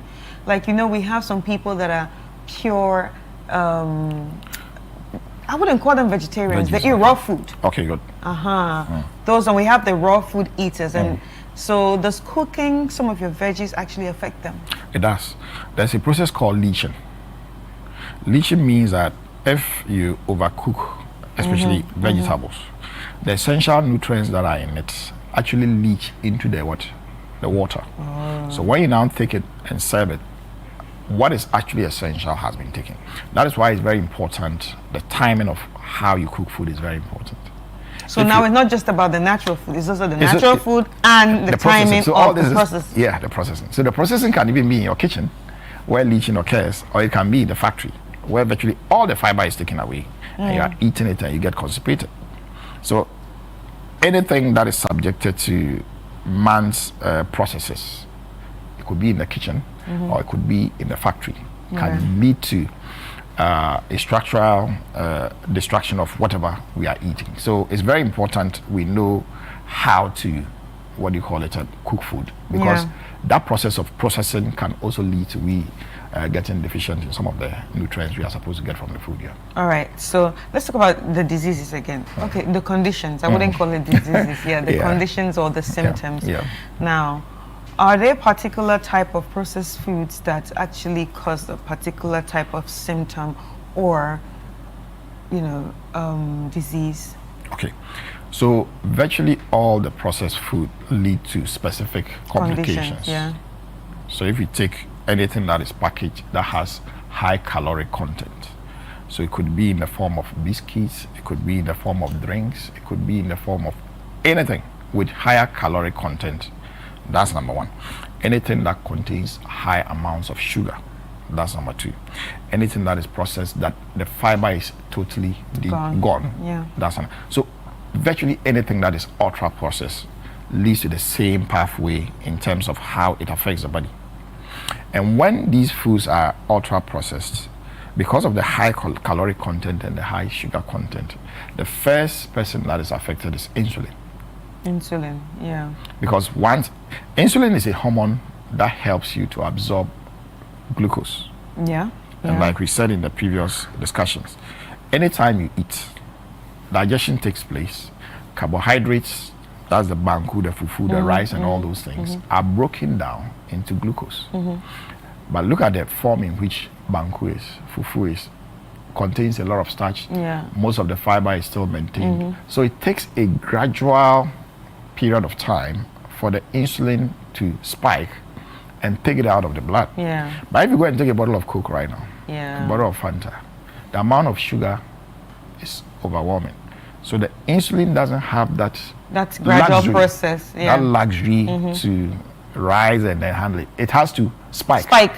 Yeah, that's the word. So what happens is, if it keeps spiking. So normally once insulin goes up, the cells become sensitive to it. The cells are in every part of your body. And mostly the cell that is using most of your insulin is your muscle. Your muscle is actually like an insulin sink. That is why exercise improves insulin sensitivity. So once sugar goes up and insulin goes into the bloodstream, it is going to open doors for cells to absorb the sugar. Now, the next time you eat, the process continues. If this happens at intervals, that is okay. But let's say you took breakfast in the morning, insulin went up, cells open. Then during the day, you took something that was sweet. Maybe you bought a bottle of Coke by you in the office, you took it again. It's open, it goes up. So it keeps, then it gets to a time the cells will now tell insulin that we are tired of you. Right. You get a whole pathophysiology. You can't be coming every time and we are opening. I can't be your gate man. That's when your body becomes insulin resistant. The sensitivity now decreases. So when we keep doping ourselves with a lot of sugar at very short intervals, we end up developing insulin sensitivity. And once insulin becomes sensitive, a whole cascade of events come into play. Yeah. And that is where all the other conditions start manifesting. Diabetes comes, high cholesterol starts, because the liver and all the other organs also are all connected. So that is one of the key things that this ultra processed foods do to us. Insulin sensitivity. But can you eat it once in a while? For me, it's chocolate lover. I love my chocolate and I love my white chocolate sometimes, but I mostly do black. But when I want to go extra, I love my white chocolate. Okay. And white chocolate, I know the content of sugar can be a bit much compared to the other. Yeah. Can I do it once? Can I reward myself? Of course you can. After working so hard, but just once. But that reward shouldn't be occasionally frequent. That's the way. Some people say, I'm an occasional drinker, but that occasional could be frequently drinking. So the body occasionally goes into all these things we talk about, insulin spiking and all that. But if it's timed, then the body can relax. And then, so if once in a while you take a bottle of Coke or you take a chocolate, that's no problem. But if you are taking it all the time, that is where the challenge is. Then that's a problem. That's where the challenge is. So we are not saying that the foods are bad per se, but it's people's attitude towards it. Some people cannot take lunch without taking a fizzle drink. I know. Some people can't eat. Without a fizzy drink. That's a soda. They must have a soda. They must have so that is what we are talking about. So it becomes habitual, where every time you have to take it. And why is it habitual? It's because they process this such that it becomes addictive. Right. So some people cannot live without those drinks. All the time they have to take it. And all the time means that all the time insulin has to be up there. Yeah. And once it's up there, the next thing we realize is the insulin. So your body becomes very used to it, and then one day it's resistant. That's it. Wow. And then once it's resistant, diabetes. The rest follows. So you become pre-diabetic. Pre-diabetic. And then diabetic. Yeah. Then the other complications follow as well. Yeah. Wow. What about in children? What are we supposed to do? if you observe, when it comes to their foods? If you observe currently, a lot of kids are getting obese. Yes, actually yes. And it's also because we've subletted or outsourced most of the things we are supposed to do for our kids to either schools or schools actually, yeah, mostly schools. Yeah, very good.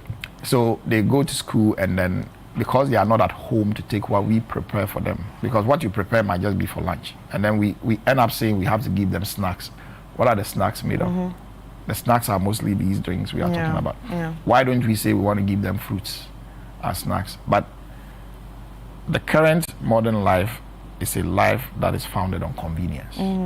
It's a fast life. Fast life. So fast life means fast food. Fast food. The fast things are all. Yeah. So we would rather want to go and buy a canned drink or a juice package, processed and packaged, and give it to them than saying that we want to make orange juice, make apple juice for them, because it's faster to just pick something from the shelf than to prepare it. And even when you prepare it, how long can you store it? So we'd rather go and buy it en bulk, keep it, and be dishing it out to them. So that's number one. They give them.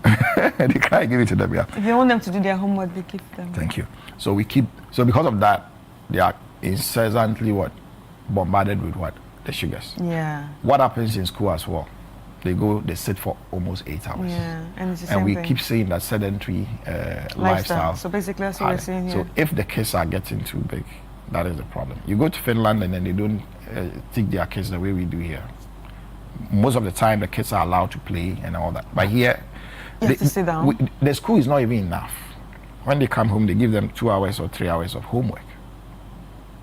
At the time when they are supposed to be at home to relax, so that the brain can process everything that they've learned, we bombard them with. So they go to sleep very tired and stressed. Because from 7 p.m. to virtually 8 or 9, they are not having any rest. So they are stressed. So what happens? The cortisol is also up. Rising. Oh, in kids. In kids, of course. Wow, cortisol is the up. cortisol rises in kids. Yes, it's stress. So the cortisol is up. I've never thought of it, you know. Yes, they are I've always overstressed. thought that the cortisol is all about adults. No. But I've Kids are never also thought stressed. that it's going to be adults, especially women. Yeah, and you know, kids, their emotional intelligence is not as adults. Yes. So there are things that easily gets to them. So when poor you diet, combine that, then we have issue. inactivity plus stress equals mitochondrial dysfunction. And that mitochondrial dysfunction can lead to diseases, all right? A lot. Your mitochondria are like your batteries that help you produce energy for every cell in the body. So can you feel, or are there symptoms to when there's a dysfunction in your mitochondrial a lot area? So anytime you have low energy, it means the batteries are low. So brain fog is one of them. Brain fog is one of them. One of them. Brain fog is one of them. So but pregnant women get brain fog. Of course. Menopausal women get brain fog. So mitochondria, anything that relies, and the body relies on energy to do everything. You see, the energy is needed by the part of the brain called the prefrontal cortex. It's here to make decisions. So this is the prefrontal cortex is the one that you know, yeah. Executive decisions. Yeah, are made. So basically, when people are not happy, stressed, abused, emotionally, psychologically, it affects. Stuff happens there. Yeah. So focus is gone. Being able to make good decisions is gone. So when people are making errors, it means the prefrontal cortex is under stress. Mitochondria supplies energy. The brain alone takes over 20 to 30% of your energy, your sugar. Right. So when the mitochondria is down, it means the brain cannot function properly. Your heart cannot function properly. Even infertility, the sperms are supposed to move. Where will they get the energy from? A lot of people are becoming infertile now because of mitochondrial disease. One of the root causes of mitochondrial disease is food. Food, our lifestyle. Our lifestyle, because motility is all about energy. So if you have mitochondrial disease, the battery is not powering the cell to move to. Right. So Doc, we have a question here or two. Hi, Chris. Very insightful discussion. Please ask the doctor, in place of fizzy drinks, what can we take? My name is Prince from Amissah. I always say that if anything can be packaged, go for its raw sauce. Go for what? It's raw sauce. All right. So if you want to take orange juice, why don't you just buy, squeeze it yourself and take it? No additives, nothing added to prolong shelf life, no containers, and it's even cheaper and natural.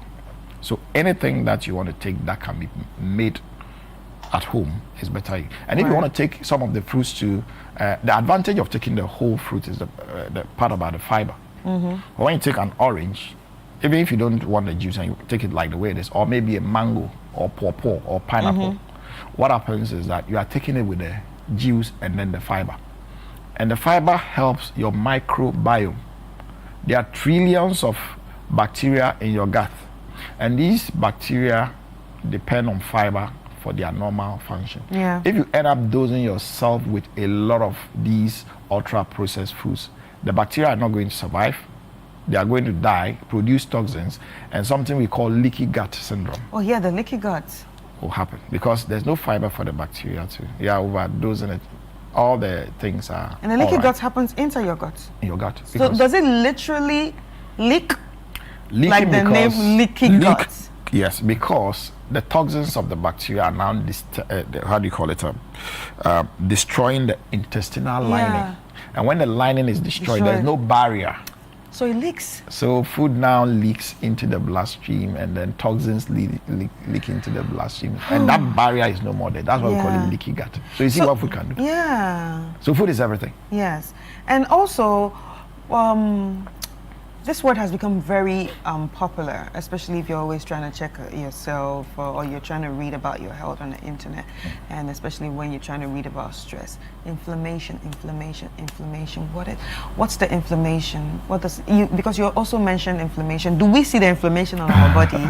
Because it really confuses me. It's like, do we see the inflammation on our body, or it happens inside? It starts inside or commences inside, and later you see it. If you are aging fast, it means inflammation has overtaken your biological age. So what is inflammation? That too. Yes. So inflammation simply is one of the mechanisms the body uses to fight infections. Inflammation is actually part of the body's immune defense system. Right. So for example, you have malaria. The body is supposed to fight the parasites. So what does it do? It sends soldiers. And the soldiers in their fights with the parasites lead to what you experience as fever and all that. So inflammation helps our body to fight infections. In case you have a cut right now, inflammation is happening there. The body sends things there to help you get it. So inflammation is actually a part of the body's way of fighting infections and any other injury that comes to it. So it's good. But the challenge is when we have metabolic syndrome, then the body is in a continual state of inflammation. And when inflammation goes on for a chronic period of time, it affects organs, it affects cells, it even affects cells that produces insulin. And inflammation also affects your mitochondria. There are some things we call inflammatory cytokines, INA, alpha. We also have interleukin-6, CRP. You know, when you go to the hospital, they check something called C-reactive protein. It's a marker of inflammation. If it's high, it means something is going on. And people who have arthritis, some of the arthritic conditions, it means it's an inflammation. Anything here titus is inflammation. So when you check their CRP and other inflammatory markers, they are high. Right. So it means that people who have inflammatory conditions can actually be cured if they know the diet that will stop the inflammations from going on. So inflammation is just linked to the metabolic syndrome, linked to the insulin insensitivity. They are all a cascade that work against you. Right. So there's another one. Good morning, doctor in the house. Our natural foods have been polluted because of galamsey activities. What should we consume now? Maybe we have to relocate, or we fight the canker. So we have to fight the canker, basically, if we can't relocate. Yeah, we have to fight it. And that is why we should not be pussyfooted about fighting galamsey in this country, because the kind of chemicals they use are enemies to our DNA. So now we're having people born in those places with issues with their limbs. Have you asked yourself why kidney disease is on the rise? It's on the rise. Because you drink water that is so metally polluted, and the kidney cannot handle that. The kidney was meant to filter clean water, not water that is so turbid you can't even see your image on it. So because of that, people are having issues with their kidneys and losing it. So galamsey is not something we should look at just the economic value. and then forget about the health implications. You make the money, you lose your health. So how do you even enjoy the money? So it's better we fight this canker head on than any other way here. All right, Doc, this has been a very, eye-opening conversation, and I hope everybody watching actually learns from this, and thank you for sending in your questions. But Doc, what's the tip of the week? I think it's there. Yeah. You have a better voice than I do. Many diseases don't begin in hospitals, they begin in kitchens. Every meal is either feeding disease. No, feeding health or feeding disease. Okay. Protect your metabolic health. Yeah. Wow. This is interesting. Yeah. This is interesting. So don't dig your grave with your mouth. Don't dig your grave with your mouth. Basically, that's everything that you said now. But then again, how can people reach out to you? Solace Hospital, we are located at Trade Fair. And if you want any hospital that is preventive health focused, Solace is the place to go to. Our telephone is over there, 0531032106. So we do a lot of work for corporate institutions when it comes to corporate wellness screenings. We do a lot of health talks for people in corporate institutions as well. And if you want anything that is preventively focused, then Solace Hospital is the place to go. It's the best for you. The best. All right. Thank you so much, Doc.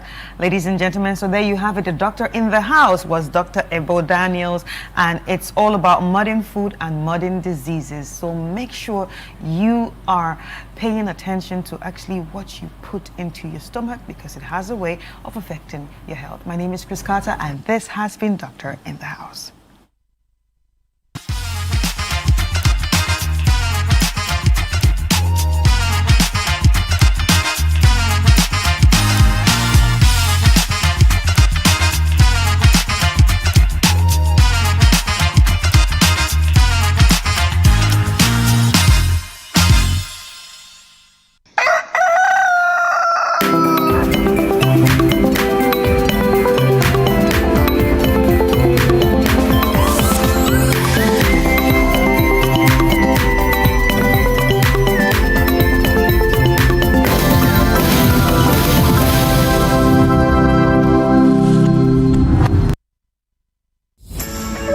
June is for business here at City FM and Channel 1 TV.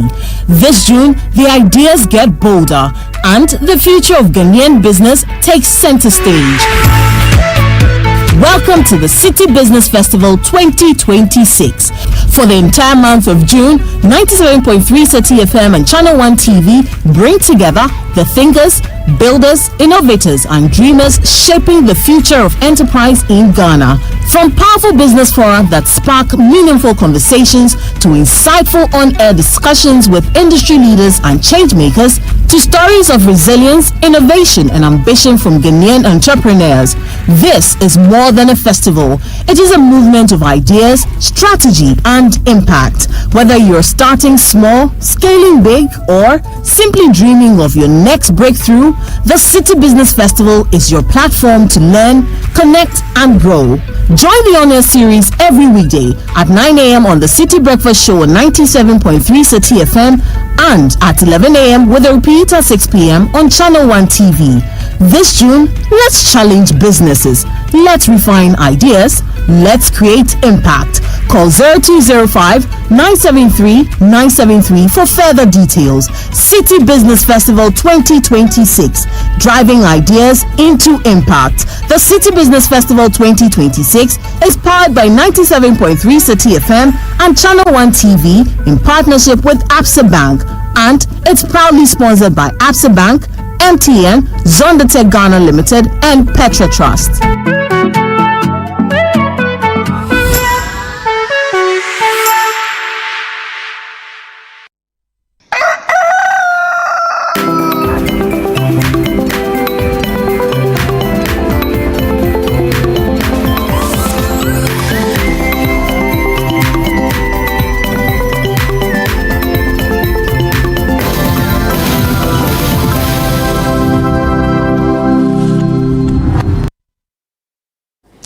Grateful that you stay with us here on Breakfast Daily on Channel 1 TV. That was an interesting conversation Chris had with the doctor in the house. Well, a number of diseases are starting from the kitchen and not in the hospital. So what maybe you have to watch what you are eating. And I was asking when the conversation was happening. So like gradually it will happen that maybe the things we want to eat, our taste buds, things that you really want to eat, the shawarmas, the pizzas and all that, you need to take them out. No, cut it.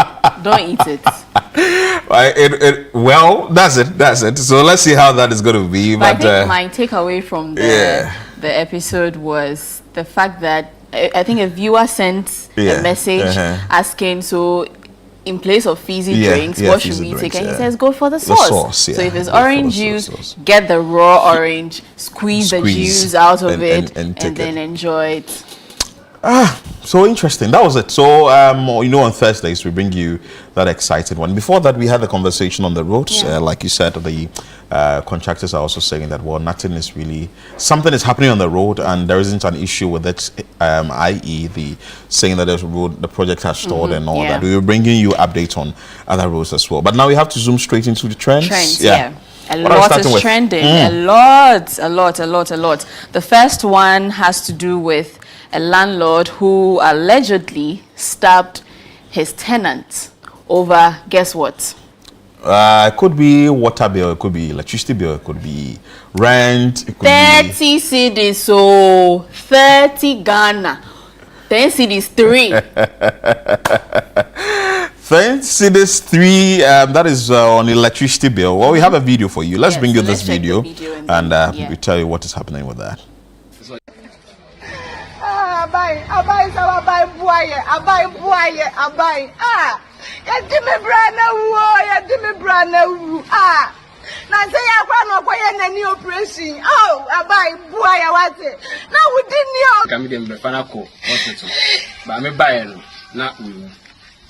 And I'm there, so then I watch and I'm there. Meditating is say insurance or delicate light bill 30 cedi. Light bill, light bill. And I kasakasa kakra ba onine landlord in Teminti. Name say a man talk with the ya need to say Yankunche. Tem say any landlord friends and come inside. Tem say inside no corner, I say, or the offense kind. At the war, Nakumahu. In fact, me buy na nyame adom na me try your best and can bet me dinner hospital ba bra me bedu anani pa na yeden aye nyame die dada enti no kura. Oh, that's sad. Very sad. That's sad. That's really sad. 30 Ghana cedis. 30 cedis. That's sad. And I'm sure the landlord, if what we are actually hearing and seeing is anything to go by, he would have to be dealt with. I really don't know the full story, where maybe he may be owing him some amount of money before this, all that, but definitely even it's not accepted. It's not accepted. So, well, that's sad. There are comments. Let's bring a comment on this. Comments. Okay. JC_Newton says, why are people so heartless like that? Michael Schofield says, just 30 cedis, so you take someone's life. Oh, Charlie. Charlie. Lots of people need their heads examined or be in the psychiatric. Why stab someone because of 30 Ghana cedis? Only the truth says, sake of 30 cedis. Charlie. The landlord no force. This one says, landlord in eyes go clear now. Why do we have to act before we think? And then it says, anger issues. That be what he go talk for. Well, it's sad. Anyway. But if you have anger issues, you'd have to control it. Control it. You just take a life like that. And this actually happened at media Amissah area. And this is a 50-year-old landlord, Kofi Cranton, who allegedly stabbed his 37-year-old tenant and friend Opoku Achiman multiple times during a dispute on May 19, 2026. The men, both fathers and co-workers, had argued inside Cranton's room before the violence erupted. The quarantine fled and police are hunting for him. That I'm saying the landlord. So the police are hunting for him while the community rails from the loss of the neighbor over such a small sum. 30 Ghana cedis is too small. But anyway, away from that, let's bring you what a lot of people are doing recently. The Ghana Standards Authority actually visited China Mall. And they were able to apprehend them, and because they are actually selling inferior products, which is mattress. This actually broke out on social media and people were alarmed. We would have to check mattresses and see whether it's quality or it's fake. And a number of people are sleeping on fake mattresses. Fake mattresses. Have you checked yours? Oh, mine is from a very, I know latex foam runs ad with that, so definitely I can talk about it. So mine is from latex foam. Okay.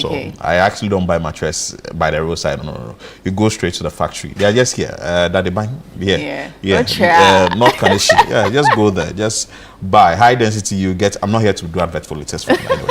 So but let's check out the videos. The videos.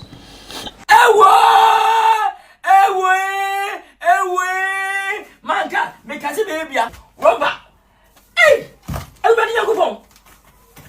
She said you will not mattress. I don't for good morning. And then the bear, I'm saying, I send Richie, no one say, Ghana and Pennyfield, I could stop company, I could company down, company some mattress. I say mattress and say, you phone me a rubber. Oko to TV, they share home, I am a TV in Empire, and I feel share home. Say a man for me, I am part, and I for me, I am part. Na says in Panadian, no become panay. Na a bass as they be, Madame Pebby so bear 2 weeks in me. I never been. Then we chop partners say a robber, between a coupon. No, what you seek.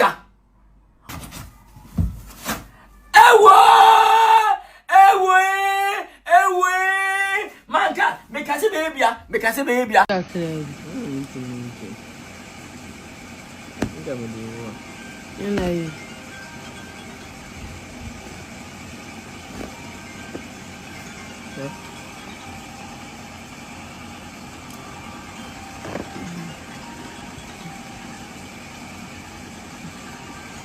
See a 200.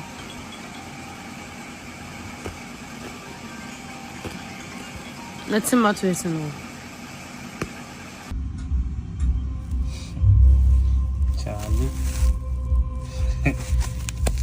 Easy. Set a China format to see I'm the buyer. Wow.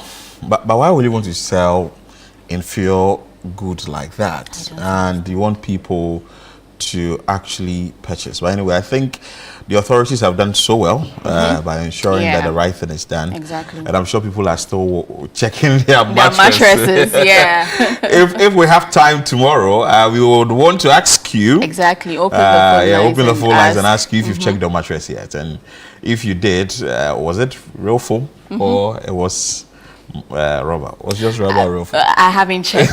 But when I saw the trend, I was like, oh God, now I have to check my mattress, because sometimes, you wake up with some back pain. Yeah. And you know, the mattress actually is supposed to comfort you, try and give you some sort of, so that when you wake up, you are better off than you were when you were good to sleep. But anyway, people are complaining. And some, I have actually seen cupboards and all that in. Yes, so it tells you that maybe if you've not checked yet, check. Then tomorrow you can have a conversation with us. What if you cut it open and it's correct? Oh, you saw it? No. You just saw it.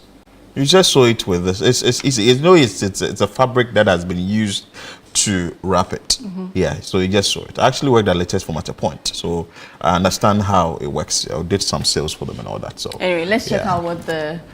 Well, there are no comments for this, but I think people are actually okay. Yeah, so these are some of the comments. Okay, your boss says no Ghanaian can go to China and do this. It tells you what? It tells you lose and the leaders you are referring to, or this one you say was the next one we have. Okay. If we have another comment for this, so why is everyone cutting their mattresses? Are they giving refund?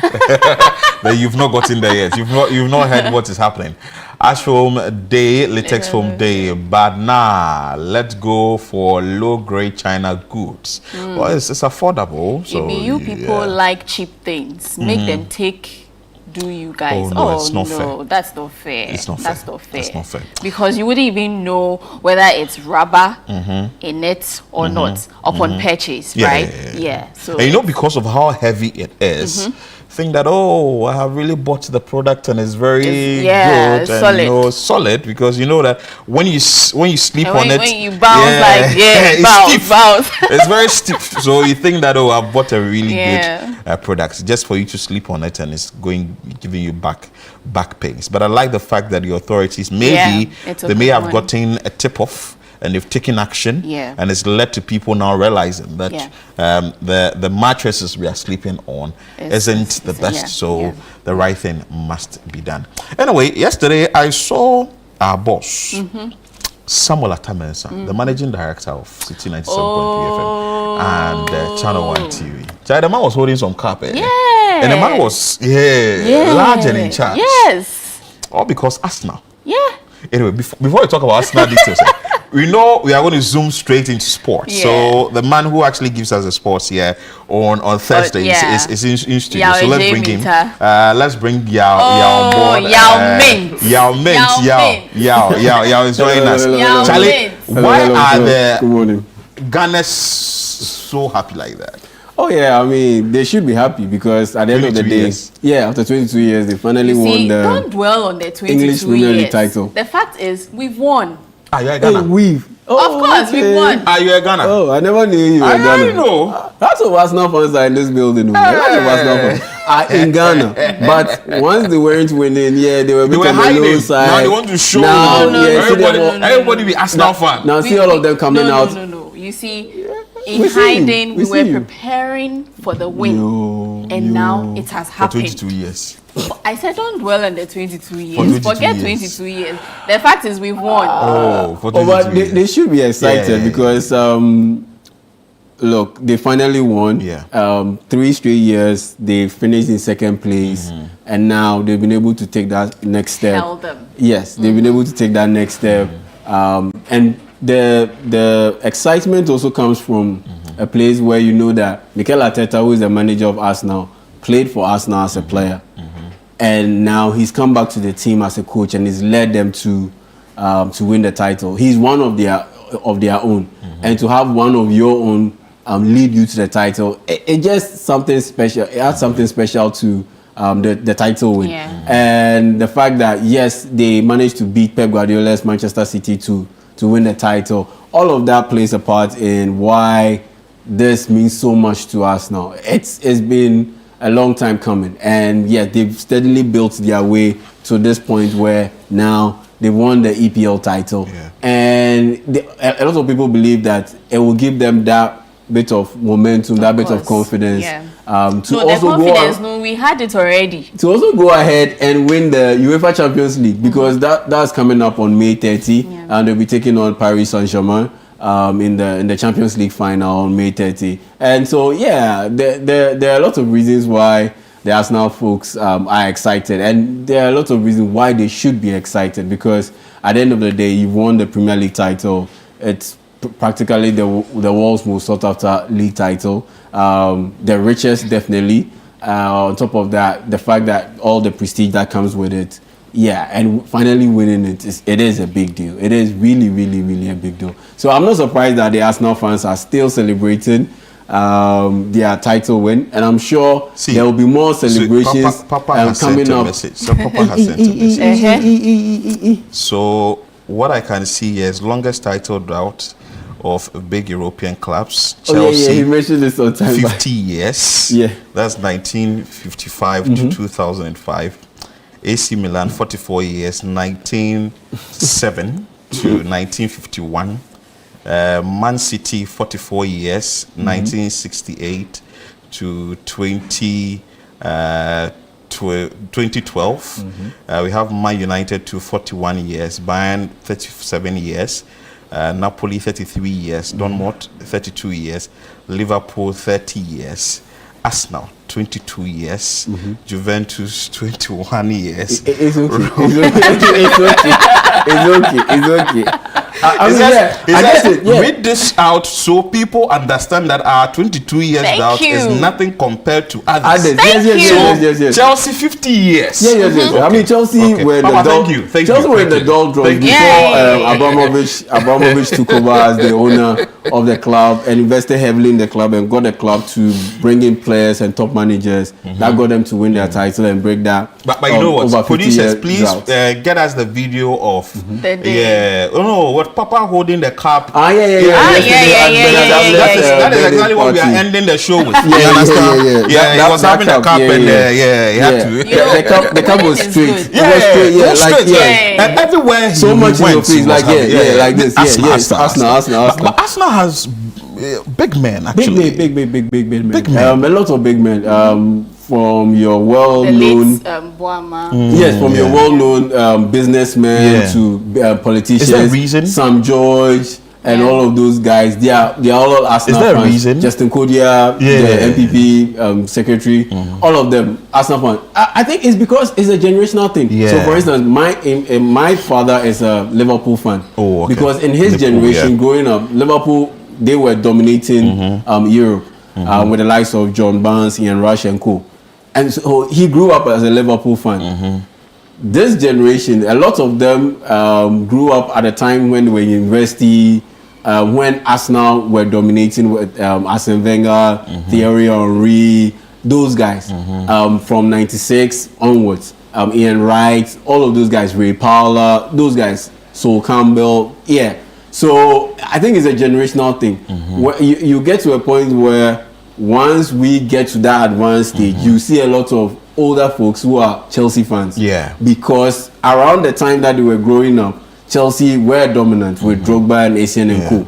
And so that's where it comes from. So around the generation where you more or less you are formative in your club affiliation and all of that, the team that tends to be dominant during that era and tends to have certain appeal, that's where you normally associate with. So, for instance, like I said before, Chelsea were dominant some years back. But it wasn't just the dominance. It was the fact that they had a lot of African players in there. And so you have a lot of African folks following Chelsea or becoming Chelsea fans. So that's how it works. So you'll get to a point where later generations, they will look around and go, why are so many old folks Chelsea fans? But they will be able to trace it back to what Chelsea were able to do in the mid 2000s and the early 2010s. So that's where it comes from. Beautiful. The Arsenal fandom, that's where it comes from for the most part. No, but the Arsenal is Arsenal yesterday, Arsenal today, Arsenal tomorrow, Arsenal future, forever. I mean, once you become associated with a club, it's very difficult to leave. It's very, very difficult to leave. And there's this video. Let's bring you this video of Arsenal. How Arsenal fans are feeling now. Play the video now. That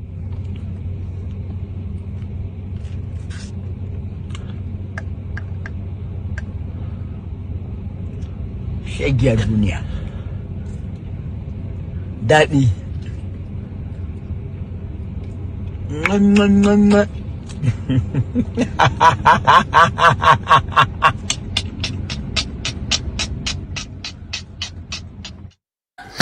That's Arsenal. Pieces of the Arsenal fans, especially someone like Salman. That's why he sent you that message. Because you are sending this video or you are attaching their way to this video. But per the Chelsea is actually the message on top. you read. Chelsea is actually on the top. Liverpool or no, per the message you read, Liverpool spent more years without a title, a major without a Premier League title. 30 years. Yes. Chelsea 50 Arsenal. years. Yes. Than Arsenal. And now you are sending this just because Arsenal won after 22 years. But you know compared to what others had to deal with no, but we before are they talking won. about it in recent times. So what has happened today? That's how come we are talking about it. But the thing is, in recent times, Liverpool hadn't won the Premier League title. Oh yeah. I loved it. No, watch it well. Watch it well. Yeah. Oh yeah. I saw it. And he played it and he raised it. Yeah. It has to be seen. Oh yeah. It has to be seen. And it's all year long. Oh yes. So expect more. Even while cutting the cake, the cup must be held. The cup must be held. The cup must be held. The cup must be held. So, but just a quick one before I run out of here. Still on Premier League related matters. Yes, an English Premier League team called Aston Villa. Last night they won the Europa League, which is Europe's second tier competition, football competition. The top tier is obviously the UEFA Champions League. Then there's the Europa League. Then there's the UEFA Conference League. And last night, Aston Villa, they managed to win the Europa League title. It's their first European title since 1982 when they won the UEFA Champions League in the old format. And for their manager, Unai Emery, this is the 5th time he's won the title. He's won the competition. He won it 3 times with Sevilla in Spain. And he won at another time, that's for the 4th time with Villarreal, which is also in Spain. And so he winning the Europa League title with Aston Villa marks the 5th time that he's won the title in that particular competition, and makes him the greatest manager in the competition's history. Even the year that he failed to win the title, he got Arsenal to get to the final, the Europa League final. And so if you made it to the final on 6 occasions and you won it 5 times, that is truly special. And so congratulations to Aston Villa on winning the Europa League. And yes, as you can see, Prince William was also in attendance. The next in line to be king of the United Kingdom. He's an Aston Villa fan, and so he was in attendance and he enjoyed every moment of their win over Freiburg, who are from Germany. The Aston Villa beat Freiburg by 3-0 to win the title. Now, to some Ghana-related matters. How come we didn't qualify? Oh yes. I'll come to it. Yeah. How come we didn't qualify? So Ghana beat at the under-17 AFCON, which is going on in Morocco. Ghana beat South Africa by 3-1. And what that meant was that we needed another goal to ensure that we had more goals than Algeria. But unfortunately, we couldn't score more than 3 goals. And the game ended. And so what that meant was that in our group, Senegal topped with 6 points. And Algeria and Ghana had 4 points apiece. And South Africa finished bottom with 3 points. And in order to split the two, that's Algeria and Ghana, we had to check head-to-head who beat who. And there was no winner in there because we drew with Algeria. Then you go for goal difference.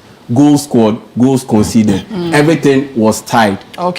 Everything was tied. And so, per the CAF rules, if everything is tied and there's no tiebreaker, you have to draw lots. What that means is that they'll put a piece of paper in a bowl, 2 pieces of papers in a bowl. Then you come and pick it, old school style. And unfortunately, Ghana, we went to pick 3. And that was it. And that was it. Anyway, so we didn't qualify. And Algeria picked, we went to pick 2. So between the 2 of us, so we picked the inferior lot. So we didn't qualify. Algeria picked 1, so they've qualified. Yeah, I mean, thank you so much. So Ghana has a friendly match. But we have a playoff tie with Uganda to determine that the win with the winner qualifying to the Under-17 World Cup. And interestingly enough, Uganda is coached by Lai Kingston. Nice. Ghana's former Black Stars coach. So that's pretty much it. But tomorrow, the Black Stars will be in action against Mexico in an international friendly, a pre-World Cup matchup against Mexico. I think Mexico will beat us. But at the end of the day, that's not the main focus. The main focus is getting enough players to complement the team. And I think that's what I'll be focusing on. Interesting. Not the results. So World Cup Central tomorrow for more, and also Sports Panorama on tomorrow evening at 7. And you get more filler for that. Happy birthday to Nabusco. God bless you and keep you. Cheers to many more years, of God's blessings. This is from Sister Adwa Inshira and Kobe from Kobe Arthur here, who is wishing his uncle. This is how we wrap up today's edition of Breakfast Daily here on Channel 1 TV. It's been an interesting one with Dede Davis. Want to see you again. right, see you. We definitely want to see the day again. Yeah, she's always on the background. It's been a good one. Do this, do that. Yeah, we'll talk about your Don't experience worry. later. Yeah, we'll talk about it later. Sign us out. Yeah, so but yeah, it's been an interesting one. Do have a lovely day.